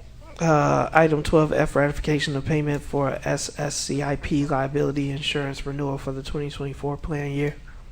It is the recommendation of the administration that the Board of Education ratify the administration's payment of the renewal of the contract with the Suburban School Cooperative Insurance Program, SSCIP, for the district's general liability, property, access property, school board liability, and boiler and machinery insurance for calendar year 2024 at a rate not to exceed $1,142,938.38. Motion to approve. Second. Motion by Mr. Riddle, second by Ms. Gonzalez. Any comments or questions on the motion? I just have a comment. I want to say that this is just a beautiful agenda item. All of my questions are answered, and I don't have a question. So great job on putting this information together for us. Thank you.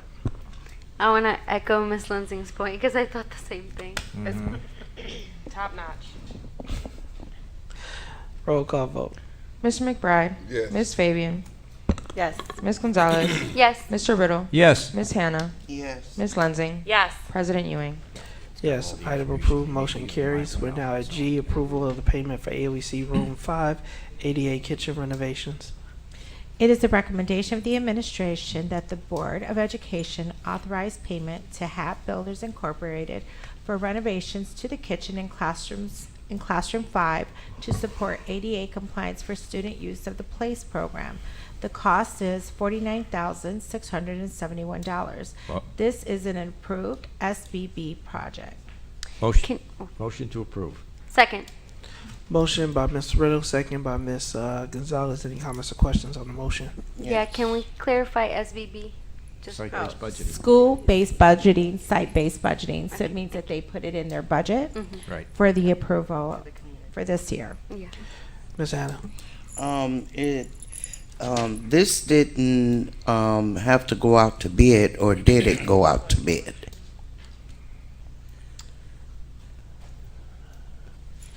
The amount Mr. is- Moulton said this did not have to go out to bid. And is that because it did not hit the dollar amount?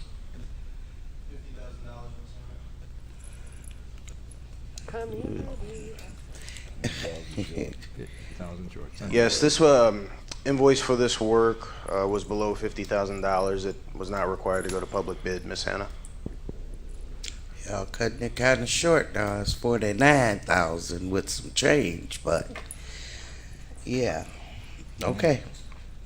Can I make a request that if it didn't go out for bid, if we just put that reason in there so it just reduces the questions on it? Because while we hear these things multiple times, someone that's just trying to jump into how the school board functions and how the district approves things, they have access to that information right there.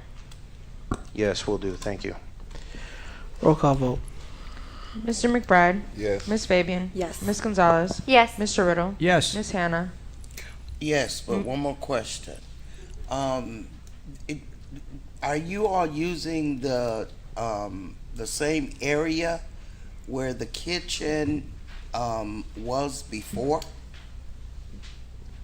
Yes, At Miss. AOEC downstairs? Yes, Ms. Hannah. So this is the same location that our DL department created for the transition program several years ago. We needed to update that space. So this is the same room.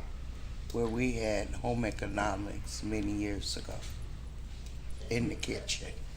Yes, ma'am. Okay. We gotta yes. finish the row. Ms. Lansing. Yes. President Ewing. Yes, item approved, motion carries. All right, item 12H, approval of Washington Elementary scoreboards purchase and installation. It is the recommendation that the Board of Education authorize the superintendent to approve the purchase of and installation of two 9x3 scoreboards with the wireless controllers at Washington Elementary by Midwest Scoreboards, LLC. The total anticipated cost is $13,695. This is an approved SBB project, meaning that this project was included in the school's budget. I make a motion that we approve this item as presented. Motion by Ms. I have Hannah. comments though behind it. Right? Motion by Ms. Hannah, seconded by Mr. McBride. Mr. McBride says he has a comment. Go ahead, Mr. McBride. Over at Lewis Elementary, I'm sure I brought it to the superintendent's attention probably about a month ago. Yeah. I mean Lewis Middle School, I'm sorry. But the school board is definitely antique, antiquated. Yes. And I asked, after speaking to Molly, the principal over there, in talking to the superintendent, now understanding now there's a scoreboard being, I guess, rehabbed or whatever over at the high school. So I guess I want to know why is that hasn't happened yet, because number one, it was told to me that we are going out for bid, so the bidding process should have been done a long time ago. So why one over the other? And to piggyback off Mr. McBride, we're updating scoreboards. And so why we should be updating all of the scoreboards, because I know the one over at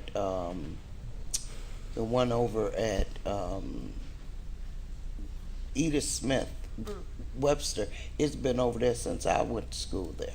Yeah, so just make a clarification, we're not updating all scoreboards. This particular item that is on the board agenda tonight is an item that the building principal put in their school-based budget for the purchase of this year, and that is why it's coming before the board.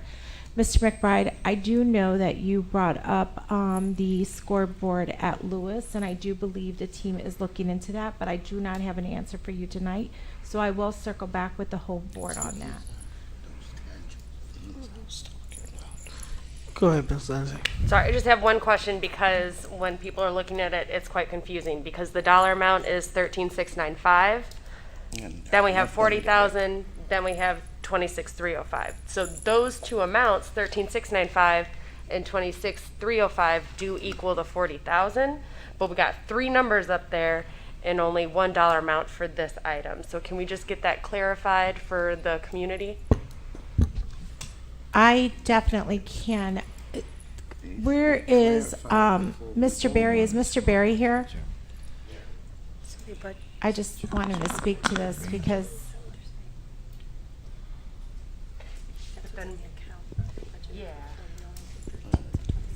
do you have the answer, Mr. Moulton? If I could, so the Thank school you. originally requested $40,000 for this budget line item. The value of the proposal is the $13,000 number, so that $26,000 number is the difference remaining in that budget line. For additional scoreboards? That's just That's just going back into the school budget. Yes. Thank you. Thank you for the clarification, Mr. Moulton.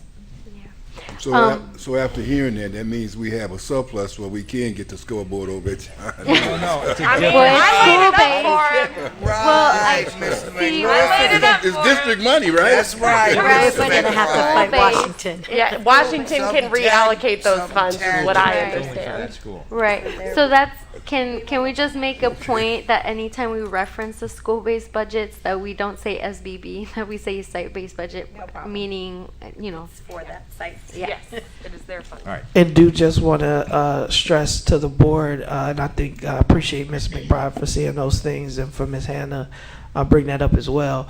But different schools may have different priorities and different funding priorities. So that's one of the things that we as a board will be getting used to with site-based budgeting, is that one school, they may say, hey, I think it's more important that we want to do the baseboards this year, or the floorboards. Another school may say we want to go ahead and replace the nets on all of the different basketball things. So our job is to kind of tease that out. But when they say that, to Ms. Gonzalez's point, site-based budgeting, this is what they chose as a priority, and for whatever reason, Lewis didn't put scoreboards in their priority. The fact that you brought it up, superintendent's going to look into it, and we may be able to do it for them. But that's why it's not just, to Ms. Hannah's point, replacing all scoreboards throughout the district, because not every school is saying that that's a priority or something that they want to put their funds towards right now. Right, and we gave a certain amount of money to each school as site-based funding to give them some autonomy and let them choose what they felt was important. Our board discussed that some years back, and we're gradually moving toward that concept. Well, it's the law, but yes, It is the Mr. law. Riddle. So Yeah, and I appreciate that, Mr. Riddle. Right. But then we can't forget, right, that we got additional money. We got additional money to do things, and I'm going to be talking about that a little later. Right. And in terms of us not wanting to or saying that, it's up to the school to replace, whatever, right? But in terms of central office, district board, you understand? We could say, well, we want all of the outdated, scoreboards to be replaced in the schools because we had money to be able to do that. And we spent it. It's not all spent. I don't want to get into it because I'll say what the deal really is. Yeah, the deal is all of that money has been allocated. So that is the fact. Right. Roll call vote. Mr. McBride. Ms. Fabian. Yes. Ms. Gonzalez. Yes. Mr. Riddle. Yes. Ms. Hannah. Yes. Ms. Lensing. Yes. President Ewing. Yes, item approved, motion carries. We are at item I, approval of the American Institute for Research air contract. It is the recommendation of the administration that the Board of Education authorize the superintendent or her designee to approve the contract with American Institute for Research, AIR, in the amount of $193,010. Motion to approve. Motion by Mr. Riddle, Second. second by Ms. Gonzalez. Any comments or questions on the motion? Yes. Now this is a renewal contract, right? No? No. Who were the other people that came in with the research It's required reviews. for the district? In closed session or? No. The There was- Network for College Success from the University of Chicago? All I know is somebody came in and they were talking about research too. And I remember specifically because I asked a question about research and stuff on our students. Anyway, what are we spending this for? So this is money that was provided to the. I don't want to know about the money. I want to know what they're going to be doing. Can we read the item, Dr. can we No? let him Because answer the there's question? Go ahead. questions about it. Read, Can we read it though? Let him explain it. read Yes. what item? What No. would you like me to read? The item, The actual. the actual description of the work. Well, I just wanted I wanted Dr. Nault to tell me I can read. Could you tell me what this research, what is it researching? What is the benefit for our students? Could you tell me that? Sure. Thank you. I want to start by just providing some context, though. So the district was provided money by the state as part of the school improvement grant. Okay? So we have 5 schools that have recently got a new designation of comprehensive. You're going to hear more about that during student achievement next week. So we have 5 schools that have recently got a new designation of comprehensive. As a result of getting that comprehensive designation, those 5 schools are now entering a 4-year school improvement cycle. Okay. Okay? The first year of that cycle is called the planning year. Mm-hmm. And in that planning year, those schools are required to conduct a needs assessment at their site. ISB has partnered with this vendor to Okay. conduct that needs assessment for those sites. Okay. All right, so the selection of this vendor, it was brought forth by the board just because the dollar amount was significant, but we didn't have any option in terms of the actual vendor itself. Okay. The vendor was provided by ISB. So each of those 5 schools that I mentioned, each received $55,000 for this first year. Mhm. $38,000 of that has to go toward this needs assessment process. So Okay. essentially, they're left with $17,000 on Okay. their own for this year 1 of the planning. So this group is going to come in and do a needs assessment at the building with the principal, with the staff, help them identify areas of improvement, areas of strength, that kind of thing, and provide research and Academics. reports for them Mhm. based on what the staff tells them. And this is for academics. It's right? around curriculum instruction. There's a bunch of several areas that it focuses on. Give me 2 seconds. I have it right here. Curriculum instruction is definitely one of the areas. So student achievement. Here we go. Leadership, curriculum instruction, culture, climate, and targeted instruction and support. So those are the areas that they're going to help the school leaders conduct this needs assessment on the building, produce reports for the district, for the school and the district to see what surfaces as a result of that needs assessment to help the schools create those school improvement plans going into year 2. Okay. Since this is the planning years technically, so there'll be a 4-year cycle where those 5 schools will be getting money for the next 4 years from ISB. Thank you, Dr. Norton. You're welcome. Ms. Fabian, Ms. Lindsay. Sorry, just to clarify, again, this is something that technically we would have to approve because this is an ISB mandated item that we must do this planning and we must do it with AIR. So I called ISB because I said, well, I can present it to the board, but technically we have to use this vendor anyway, so Exactly. what, and they said, just make sure you just adhere to whatever your district expectations are when it comes to getting approval for certain dollar amounts and that kind of thing. So that's why I'm bringing it forward, just so you guys are being transparent with it, so you guys know that this is something that that ISB is going to be providing for us to do this needs assessment. Thank you. Ms. Lindsay, then Mr. McBride. Yeah, my comment was just along the lines of, as a board, we essentially are required to rubber stamp this because this is an expectation of the state. So it really is not a choice of ours. This is just going through the motions. Correct. In terms of the vendor, yes. Yes. We have to. And do how we it. have to use those funds, Yes. yes. We have to do this. Yes. And this organization is partnering with multiple districts. It's not just Waukegan. This is the vendor that they've chosen to do that work in districts, so. And with ISB. Mr. McBride. Well, that kind of answered my question. I thought maybe Waukegan was just, the District 6 was only one targeted, but it sounded like to me this is a state initiative. Yep, any school within the state of Illinois that received that newly comprehensive designation has to go through the same exact process as our schools. So they're going to be in the same 4-year cycle, the same planning year, the same needs assessment process, et cetera. It's the process that ISB's put in place.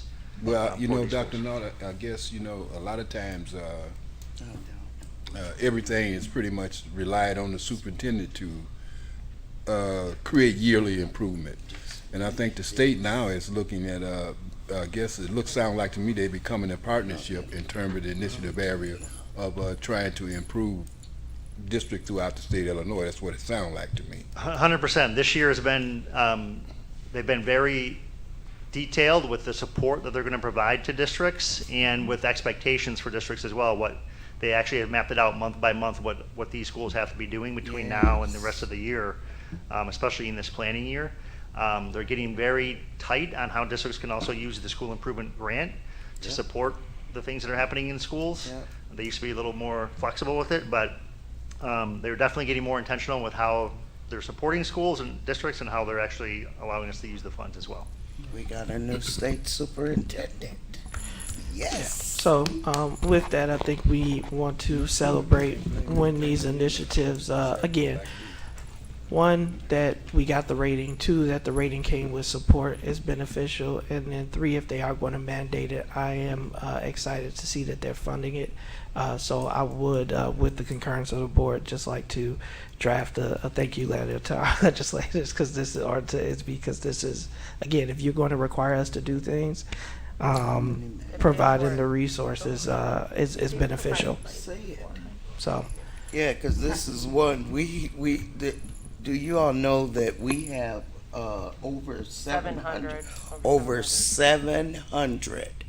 unfunded mandates in the school in the state for schools. Those are unfunded mandates, and so yeah, it's good. But this isn't new. No, but I mean, but I think But we do need to give a shot. It's just, I want to be clear that this isn't new. We're starting over because of the new commendations. Correct. All right. So personnel items, we have 12. We get in vote on Sorry, this. roll call. Mr. McBride? Yes. Ms. Fabian? Yes. Ms. Gonzalez? Yes. Mr. Riddle? Yes. Ms. Hannah? Yes. Ms. Lindsay? Yes. President Ewing? Yes, item approved, motion carries. Personnel. It is the recommendation that the Board of Education accept the administration's recommendation to approve the appointment, accept the resignations as found on schedules F1002 and L949. Motion to approve. Second. Motion by Mr. Riddle, second by Ms. Gonzalez. Any comments or questions on the motion? My only comment, actually, roll call. Mr. McBride, Ms. Fabian, Yes. Ms. Gonzalez, Yes. Mr. Riddle, Yes. Ms. Hannah, Yes. Ms. Lensing, Yes. President Ewing. Yes, item approved, motion carries. B, 13B, attendance at NSBA Advocacy Institute 2024. It is the recommendation of the Board of Education to approve the attendance of board member Anita Hanna at the 2024 National School Board Association Advocacy Institute for the dates of January 27th through the 31st in Washington, D.C. at an estimated cost of $2,700. The cost includes conference, registration, lodging, per diem, and flights. Motion to approve. Motion by Mr. Riddle, Second. second by Ms. Lindsay. Any comments or questions on the motion? Yeah, my comment is that when I had sent the request to the board president and superintendent, I also included in there that I was hoping that there would be other, maybe a couple other board members that would want to attend, because this is one of the most meaningful conferences that I've been to, and just to have a delegation for Waukegan, because when I went to the Advocacy Institute the last time, and I'm glad that I was there because I was the only one that was representing the Tri-City area, basically, right? And I'm glad I was there because we had the E-rate. It was being battered around in Washington, D.C. if they were going to do away with E-rate or what. And Congressman Kinzinger, I was able, and he asked questions, and so I'm glad that I was there, because the other people that I was with, they weren't even dealing with E-rate, and I was the only one there dealing with E-rate. And so I just want to say it's meaningful, and so I was really hoping that other board members may would like to go, and if not other board members, it would be an excellent opportunity for someone in finance to go to be able to talk, because we actually talk directly to the congressman, the people. We're all throughout the Capitol building talking to the Congress people face to face. And so I think it's a great opportunity. What I'll ask, because it's 8:50 and the board still has to go in closed session, is that we vote on Ms. Hannah's participation, as we have a first and a second. And if anyone else is interested in attending, that they reach out to the superintendent and myself, and we can get it added to an upcoming agenda. And superintendent, if there are any staff members who have funds that are left and they feel that this would be a good or beneficial use, that they look at the opportunity as well. I do appreciate Ms. Hannah, and advocacy is important work. I know for myself personally, because of other conferences that I've attended and even time off at work, I will not be able to join her, but I appreciate you going and representing the district. Roll call.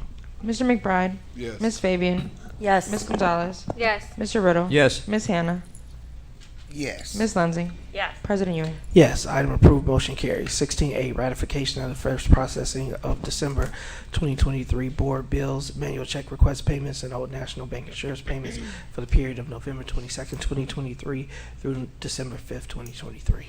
It is the recommendation of the administration that the Board of Education ratify the 1st December 2023 processing of board bills, manual check request payments, and Old National Bank insurance payments for the period of November 22nd, 2023 through December 5th, 2023. The accounts payable board payments for the period of November 22nd, 2023 through December 5th, 2023 total $4,677,748.91. The manual check request payments for the period of November 22nd, 2023 through December 5th, 2023 totals $1,192,271.55. The Old National Bank insurance payments for the period of November 22nd, 2023 through December 5th, 2023 total $0. Motion to approve. Motion by Mr. Riddle. Second. Second by Ms. Fabian. Any comments, questions? Roll call. Mr. McBride. Yes. Ms. Fabian. Yes. Ms. Gonzalez. Yes. Mr. Riddle. Yes. Ms. Hannah. Pass. Ms. Lensing. Pass. President Ewing. Yes, item approved. Motion carries. We are now at committee reports. Are there any? I just want to say that I was able to attend my 2 committee reports. So I'm on the safety committee. Is everybody okay?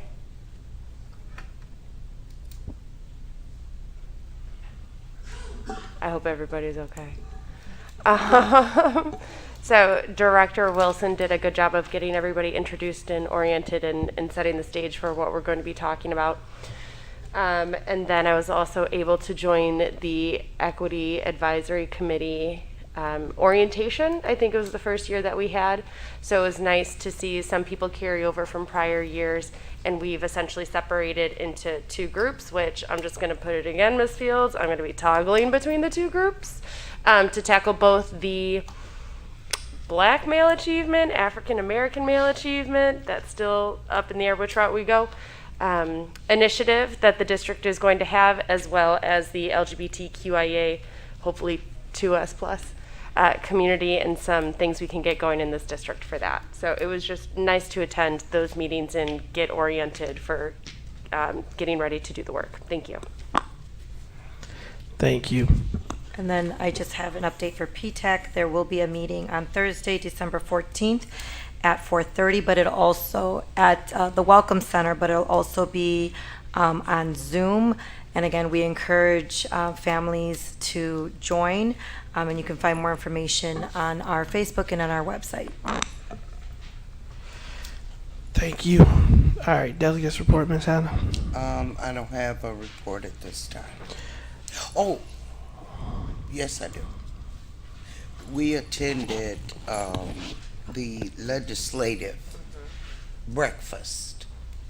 Mr. Riddle, myself, Miss Fabian, Miss Lindsay, and Miss Gonzalez. And I certainly hope that it was very informative for everybody, and I'm glad that everybody went, and we're getting points, more points for that that award.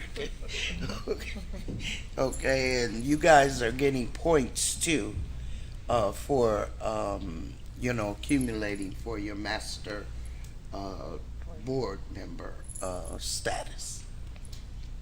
Yeah. Thank you, Ms. Hannah. Superintendent's report.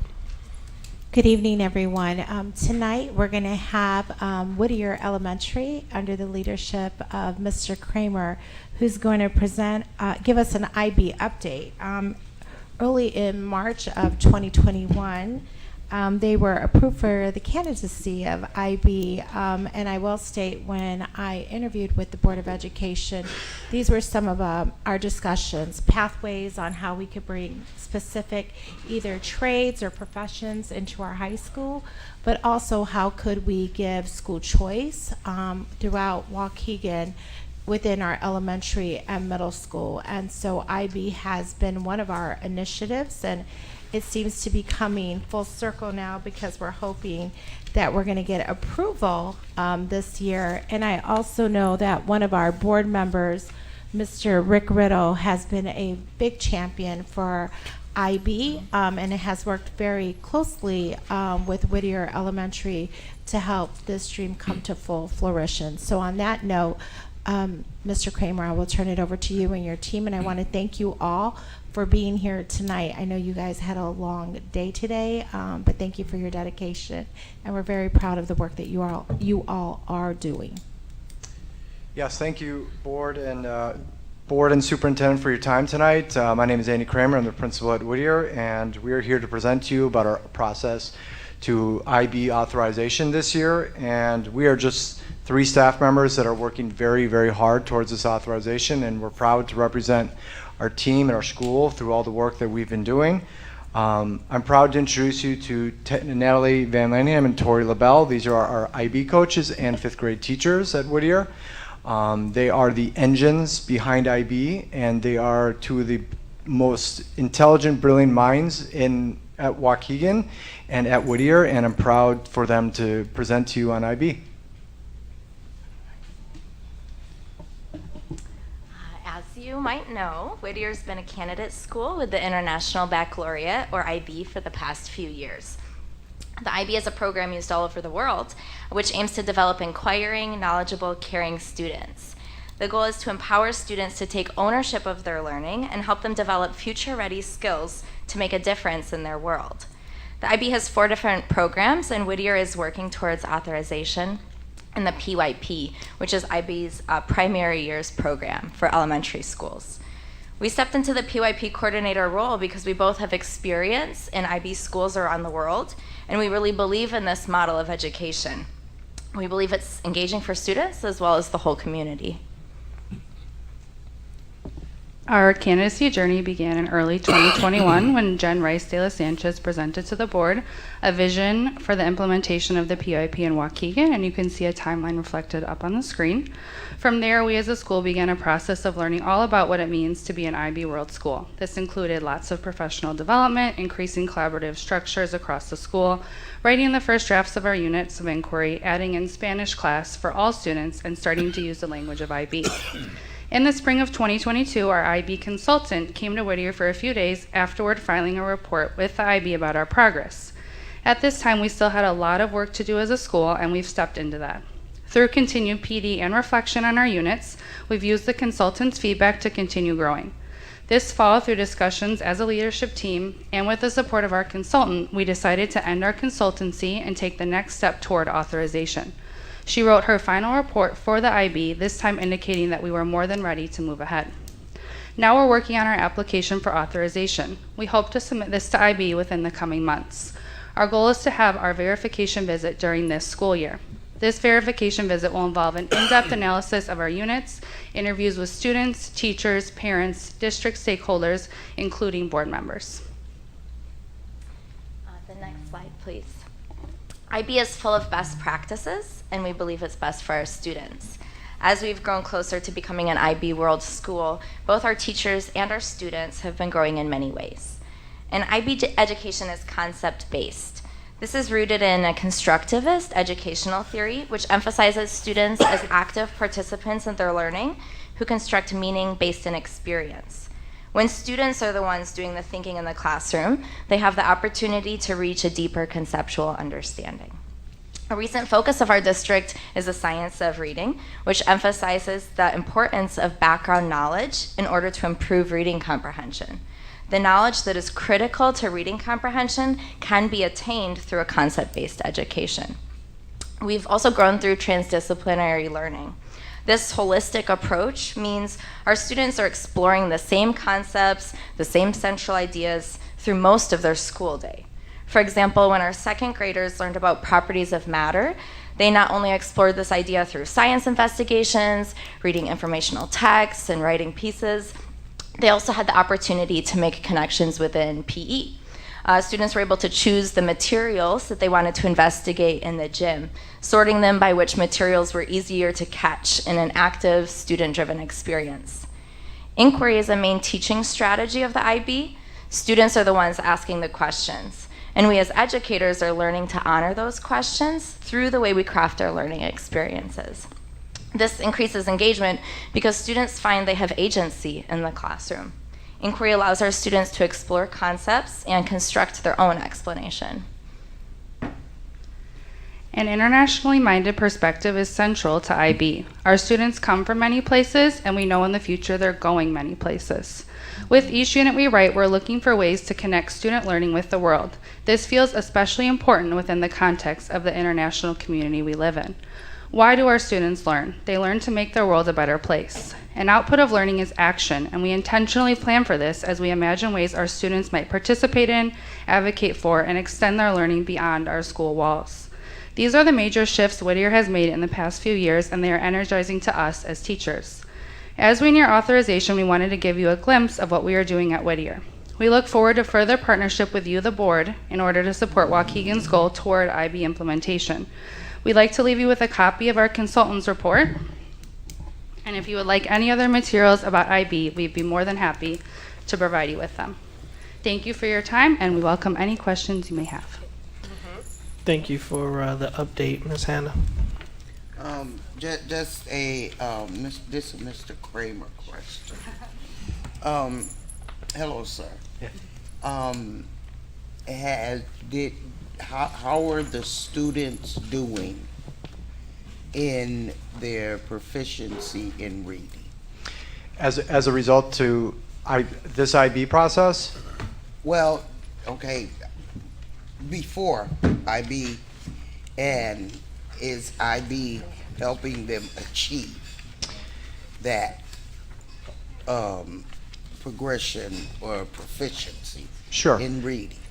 So I can speak to, this is my second year at Whittier, so I can't speak to prior to the IB process at Whittier, but I've seen as a result of between Natalie and Tori and our instructional coach, Catherine Peregrine, they've aligned the science of reading professional developments with the inquiry-based approach, which allows the students to have more engagement, more choice, and more autonomy to the learning aligned with the science of reading. So as a result, students are more engaged with their reading. They're having more choice with what articles they're reading, or whether it's the type of activities they're choosing to do. So student engagement is higher. So only in a year and a half of this process, it's hard to quantify specifically to give specific numbers to the growth in the reading, but we are seeing the result of students are just more interested. They're more engaged. Teachers are much more engaged with the process, and so student reading is just coming more alive, and it's becoming more than just sit and read this. It's becoming more of a outcome. Let's learn. We want to learn something. So that's really the difference that we're noticing with reading. Our tier 1 with our phonics, speaking specifically to that, is also increasing because our implementation with support of the district. We have some great interventions, support with UFly and some other things like that, but the IB process has really just brought reading to life, and it's given it purpose. And it's for all of the students? It's for every student. It's door to door. It's for a low incidence program. Every student in this school is getting access to this opportunity. Okay, that's good. Sounds great. Ms. Lizzie? And then Ms. Sorry, I tried to catch that. So I just have two questions. So briefly looking through the report, lots of green means we're clearly demonstrating all of those parameters. With the hope for the authorization by the end of this school year, there's 2 areas that were in the yellow. So is there a strategic plan to close that gap to get it into green? Yeah, we're not concerned about those areas of yellow at all. The 2 areas of yellow, one of them is pertaining to staff training. So one of the requirements of the IB is before our verification visit, every single one of the teachers at our school has to go through an official IB training. We have teachers that just joined us this year, and so it takes a little bit of time to get them signed up for the training. Every single one of our teachers will have been trained by the end of February, though. They've already signed up for those trainings, they're already paid, we're all set. So that item, there's no issue turning that to green. It's just a matter of they haven't been trained yet, but by the time the verification visit happens this spring, that's the time we're hoping for, they'll have been trained. So we'll meet that requirement. And then the other area that's yellow is around our unit development. So every grade has 6 different units around 6 different transdisciplinary themes. And IB requires that teachers have planned, implemented, and reflected on each of those units before the visit. At this time, we're in our 2nd year of teaching our units. So last year we planned, we implemented them, we reflected on them, but we hadn't really fleshed those units out to the extent that we needed to because we were in year 1.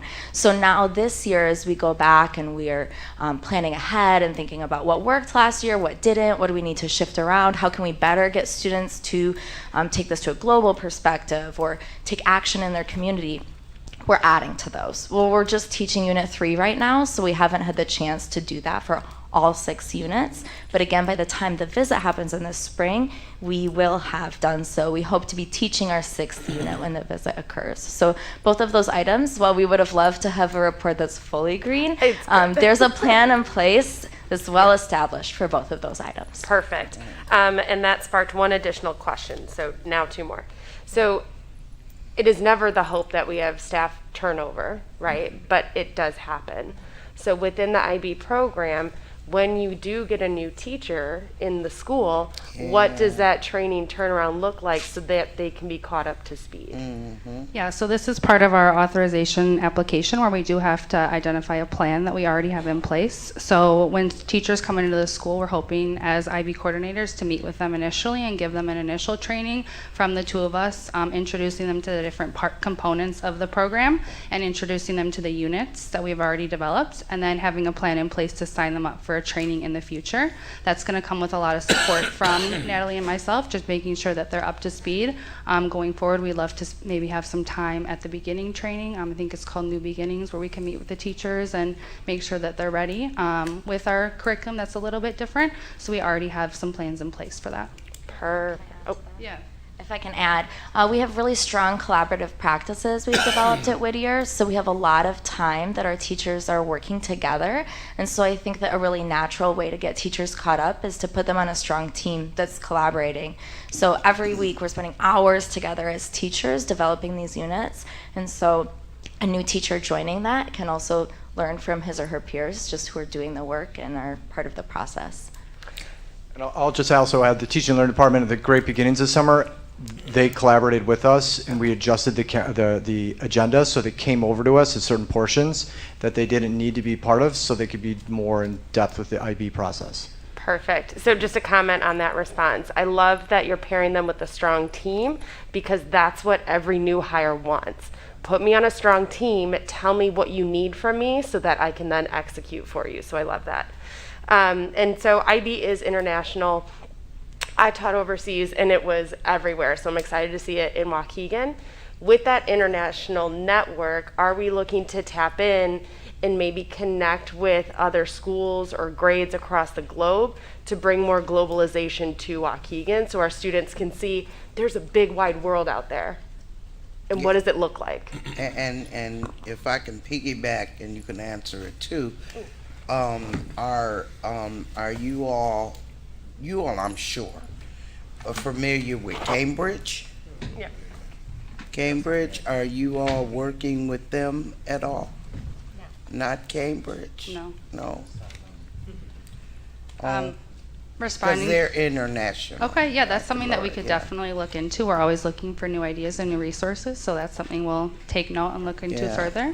Cambridge. Okay, sure, thank you. Yeah. Building off of the international mindedness question, so I have a couple of different answers. First, just a specific example, I worked at a school in Mexico for a couple of years, and last year I was able to connect people that I still know at that school with our first graders, so they did a little Zoom call and asked the students in Mexico in first grade about what their school looks like, what their day looks like, and then they were able to ask our first graders questions, and a lot of our families and students are actually from Mexico, so I think that that was a really amazing experience for them to connect with students in a different country. IB also has lots of online resources. As a candidate school, we have access to those, one of them being the IB Program Exchange, where we can post in there. It's kind of like a blog where we can post in, hey, we're looking for this connection. Is anyone available? So they have that resource available for us. And then another way we've connected with other schools is through conferences. So we've sent teachers to the IB Global Conference in California. Last summer, some of us went to Colorado. And through these international conferences, we've met lots of people. Just today, we had someone from Colorado coming into our school helping us with some training. So just by sending teachers to those different conferences, we're making lots of connections. I'll see if I can reach out to the school that I taught at and see if we can get another connection going, because I think it would be really great for our growing Filipino community to maybe see like, oh, hey, and build those connections. So thank you for saying that. Awesome. Mr. McBride. I'm a good listener, but I also see better. So when can I get over there just to get a bird's eye view of what you guys doing? Whenever you're free. We can reach out to you via email. Does that work best for communication? I'm not a tech person, Okay. so anytime from 9:30 all the way up to 3. Sure. Anytime. Max, I'll get there fast. Thank you. Go ahead, Mr. Riddle. Yeah, I just want to say thank you to this team. I have met with them a number of times, and they are putting a tremendous amount of effort into this program, and it is, in my estimation, what education should be. Our kids live in a global world. I am 100% enthusiastic about what you guys are doing for our district and our children. And I see this as growing our educational system. There's another school, as you know, that's interested in this, Clark primary school, and then it's going to grow to the middle school and the high school. So it is a phenomenal program. I've seen it in several places, in Prague, in the Czech Republic, also in Chicago. I just think it's the way education should be. Teachers collaborate, students get engaged in education. We talked about engaging, students, and this is what does it. Get your kids interested in lifelong learning. And so I can't thank you enough for where you're going with this and how much work these two IB coaches have put in, along with Mr. Kramer, who keeps encouraging them, and all of the staff that you're bringing together. So I see this as a model school, what you're doing. I think it's terrific, and go for it. Thank you. Thank you. Yes. I just want to thank Whittier for presenting tonight and for making this dream come to fruition. I know you're going to get authorization this year. Plus, Mr. Kramer told me we're definitely getting it. And I'd be remiss if I didn't mention that we have another IB candidate school in our district that is a year behind Whittier. And the principal from Clark Elementary, Miss Gladys Rodriguez, and Miss Cardonas Ortiz, is here tonight to support the endeavor at Whittier. So we will have two schools, though Clark is 1 year behind them. So we're really excited to be able to offer these opportunities to our students here in Waukegan. Right. Thank you so much. And I got one question. Miss Green,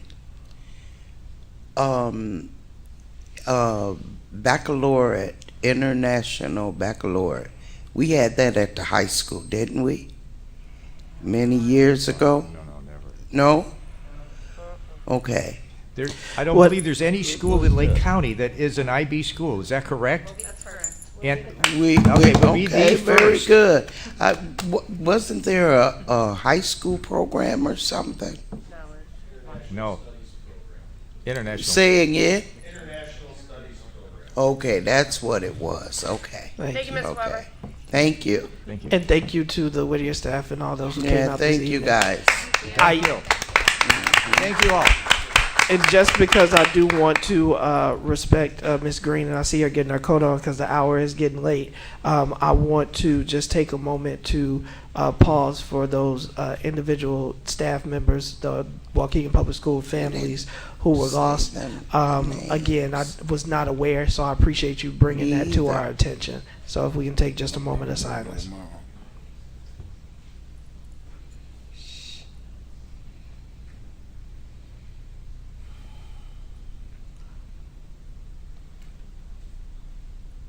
Thank you so much. All right, we have information items due to time. I'm going over those. We have old business, so 19A, Board Policy 2102, Conduct of Board Meeting, second reading. I did not get any questions, comments, corrections, or changes. Oh, which one?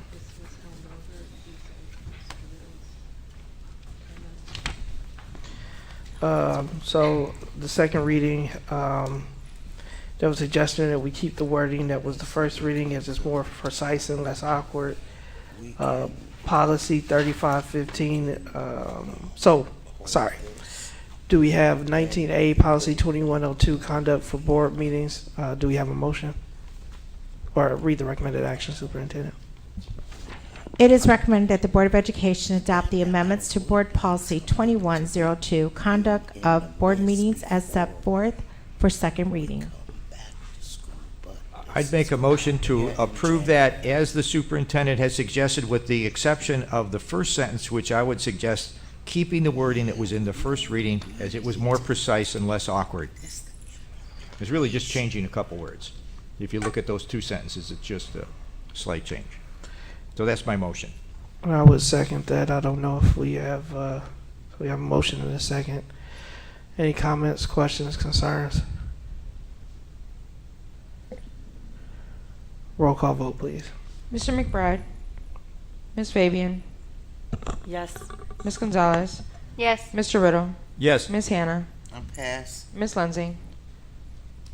Sorry, I'm just double checking one thing. Give me a moment.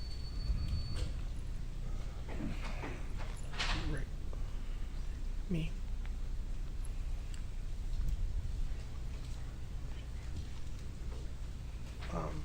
Sorry, what I was just double checking was the 48 hours. And to confirm, that's not a change from the 72. That's a different component. So under that impression, I vote yes. President Ewing? Yes. All right. Ms. Lindsay, was that a yes or a pass? I'm sorry. It was. No, it was a yes with the understanding that this is separate from the 72-hour notice because I saw the 48 and I double quick checked myself. But Understood. 19B, Board Policy 3515, electronic signatures, third reading. It is recommended the Board of Education adopt policy 3515, electronic signatures, as presented for third reading. Motion to approve with the exception that the for the first sentence of the first paragraph, I suggest we keep the wording of the second reading, as it is also more precise and less awkward. However, I also suggest we modify it slightly as follows, which seems more understandable, and I gave this to the our general counsel and board president, and this is the way I suggest we change that sentence. Conducting business and transactions electronically rather than on paper is a common and accepted practice, dropping the word and, accepted practice that offers significant benefits and advantages, including those associated with efficiency, cost effectiveness, record keeping, and the conservation of natural resources, dropping the word conserves, and environment. And so the general counsel has that change. So that would be my recommendation or my motion. So there's just a slight change there. Technical changes. Technical change, really. So that's the motion. Grammatical change, really. So that's the motion for Mr. Riddle. Do we have a second? second. Second for Ms. Lindsay. Any other comments or questions? I'll vote against the amended changes. So you're gonna vote against all of it? So we're taking it, the motion is to approve the policy with those technical changes. With Mr. Riddle's technical changes. Right, so you can vote against it. The motion was. Or I'll pass. The motion was to approve it as written for second reading with the modification to clarify the language as read by Mr. Riddle. Okay. Roll call. Mr. McBride? Pass. Ms. Fabian? But instead of conservation. Okay, sorry, I had to clarify that too, that we're voting for how Mr. Riddle For the read it. second reading. Okay. For the second reading, right. Yes. Ms. Gonzalez? Pass. Mr. Riddle? Yes. Ms. Hannah? Pass. Ms. Lindsay? Yes. President Ewing? Yes, 4 yeses, 3 pass. Item is approved. New business. Ms. Hannah said requested that due to the hour we hold this over. And could I say something as well? And you all were sent an email with information regarding our policy and the state, and so it would behoove you all to kind of to look at that and read that so that we could have a real productive conversation about that policy. And we're talking more about the implementation, as legal counsel said to me. The implementation, okay? So, but we can talk because of the time. We can talk about that at maybe a meeting in January. Thank you, Ms. Hannah. All right, board member time. I'm gonna start with Mr. McBride. Ms. Hannah. Who, me? Ms. Hannah. Oh, let me see. I just want, I did a bunch of stuff, okay, but I can't think of it right now, but I just do want to say, you all see my little angel? Yeah, I made this. And what I'm asking, I think that the lady down from safety, Miss Cynthia. Miss Cynthia, she created this, and I think it touched me because it's such activity that would bring everybody kind of together, you know, to do this. And the whole idea is to disguise the gingerbread man, and it's just like a goodwill activity. And I was hoping, you know, that that everybody would kind of get involved and participate in this, because this would also be something fun for our students to do too, you know.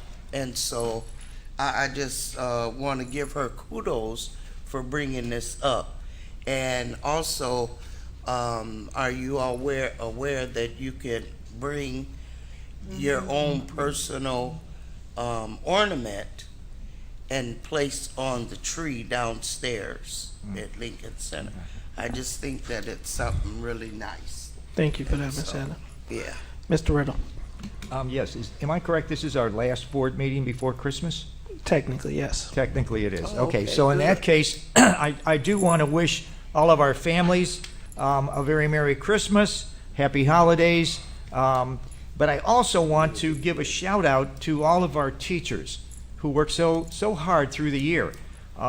Today, I was with especially 20 of our DL diverse learner teachers, and we had a Lions Club event at Bertrand's Bowling Alley, a holiday party and a Christmas party and bowling. We had 50 kids there, and I am just impressed so much with the caring and the attitude that I saw expressed by those teachers. And I just want to, and they do that day in and day out, and I just want to thank them sincerely from the bottom of my heart, and all of our teaching staff for what they do with our children every day of the year. And please enjoy your holiday with your own family. Thank you. Thank you. Ms. Lindsay. I want to echo those sentiments. So Merry Christmas, Happy Kwanzaa, Happy Hanukkah. You know, however you celebrate or don't celebrate the season. Maybe you want to enjoy just the snow that may or may not come. In addition to that, just as a reminder, because they didn't say it at the podium, there's a Raise December to Remember Christmas party that has gift giveaways, games, prizes, and food, 1:30 to 5:30, Sunday, December 17th, at the Milan Banquet Hall. So that's off Lakehurst Road, if we all remember Lakehurst and not Fountain Square. And then Brother Blanks had the Black Abolition Movement for the Mind, the second day of Kwanzaa celebration. I apologize, I will butcher the name, and I don't want to do that. But they are celebrating December 27th, 3 to 5 at 520 Helmholtz Avenue. So if you want information and you don't have access to these flyers, feel free to shoot me an email at clensing@wps60.org, and I can get a copy out or check socials. I also wanted to just remind the board that we had talked about revisiting the SRO discussion in January. That is coming up next month. So I'd like to formally get that on the agenda, because we had a 1-year intergovernmental agreement instead of 3 years. So we need to be proactive and start talking about that. As far as one other thing, with the district is I attended 2 out of the 3 literacy town halls. I couldn't make the first one because I got into an accident, but everybody's safe, so that's the important thing. There was a lot of good information, and unfortunately there wasn't a lot of people that attended. So I know the schools are giving an opportunity to the teachers to look at those materials, and a survey will be sent out. That survey is going to ask essentially what category you are. Are you a parent? Are you a staff member? Are you a community stakeholder? It's going to ask you which of the 2 choices that they have narrowed it down to that you want to see implemented in our district. And then the third is how long do you think we should commit to using that program in our schools? So please get information, reach out, ask questions, and be prepared to take that survey. I know it's constantly survey, but to echo Ms. Hannah's point, reading is the key to get our kids' futures down that path of success. So please, if anything, engage in this so that we can get Waukegan students on that path to a successful future. Again, happy holidays, stay safe. Thank you. Ms. Gonzalez. There's a couple of things I want to touch on. I'll start first with just, we use this word a lot, accountability, right? And I think that's one of the things that we are, as a board, are working on. I just would remind my fellow board members to read ahead of time our agenda, read very closely the items and the details, and I know they're not perfect. I think we've reiterated how we want to fine-tune the way that some of the agenda items are presented, but the less that we have to go through, inquiring about the details that might already be written, the chance we might actually have and more time allocation to actually talk about policies, which are important and more of a critical aspect of board work. And I say that very constructively, knowing that we're very passionate about different things, but that is something very important to me, and something that we've actually talked about with our board reps on various occasions. That's the first tidbit. The second bit is I would also encourage us to and I know that, especially with us working, we have varying availability, but I've been participating in a lot of board reprimands. That is something that we have been struggling to fill with need. And I just want to remind students who are kind of in that situation or circumstance that, we're coming up at the end of the semester and looking to January, we'll be halfway done with the school year, but it's never too late to turn your semester and your school year around, that you have the capability to recoup credits, to look for summer school opportunities, and to really get back on track. And whether you're being pressured by peers, whether you're being pressured by external factors, that you have people who are willing to back you and support you, and give you an alternative school environment to learn in, or a support network to talk to if you need some help. And like everyone mentioned, I hope y'all have a happy holiday season, and I apologize that we don't do it enough, but for the folks who have lost people throughout this year, I'm very sorry for your loss, and I hope that this season does bring some peace and joy to your loved ones as you celebrate. Ms. Fabian. So I'm going to try to go really quick. First, I would like to invite the community out to the AMP, the Association of Music Parents, for tomorrow at 7 p.m. at Brookside. And they're the organization that supports our music programs within the high school. They need a lot of support. And we have a great music program, and we want to continue that. Second, if you have time to volunteer, please reach out to Family First. Toys for Tots is needing a lot of support. They're going to do a different structure this year, and because of that, they're going to really need a lot of hands on deck. And Rachel Chenier does a great job of manning it every year, but she really does need help. So if you guys could reach out to Family First and sign up for that. And then today I had an opportunity to join our Lieutenant Governor, Juliana Stratton, on a really great conversation. She launched what's called We Thrive, and it's all about freeing women from financial burdens and really empowering women to have the freedom and well-being when it comes to our financial health. And so this was the first start of the kickoff, but really we're looking at not just women, but starting early on, how do we have our girls learn financial literacy and really learn to be confident in themselves and sell their skills, as far as, you know, the job market, looking at the disparities in pay. There have also been a lot of legislation that has come out to support that initiative as well. And so I'll look forward to sharing those as time goes on. But again, really looking forward to seeing this new initiative and how it'll impact our girls here in Waukegan. And then lastly, of course, happy Hanukkah to those celebrating this week, and happy holidays to those celebrating in the future, all those different holidays coming up. And I really want to say thank you to all of the teachers, especially my children and staff, because I know my children have more than just their teachers on them. And so I really hope that they take the time to rest and relax and recharge their batteries, because I know it's been a difficult first semester. And so just kind of take that opportunity to really enjoy that time off and come back recharged for the new year. Ditto to all of those comments. Thank you all. And with that, I'd like a motion to go into closed session under exception C1, specific personnel, C2. I'm sorry, we don't need C2. C11, actual or threatened litigation. C21, approval of previous closed session minutes. Motion by Mr. McBride, second by Ms. Lindsay. Roll call. Mr. McBride. Yes. Ms. Fabian. Yes. Ms. Gonzalez. Yes, but I will not be joining. Mr. Riddle. Yes. Ms. Hannah. Yes. Ms. Lindsay. Yes. President Ewing. Yes, all right, we're going back into closed session. If we can meet downstairs.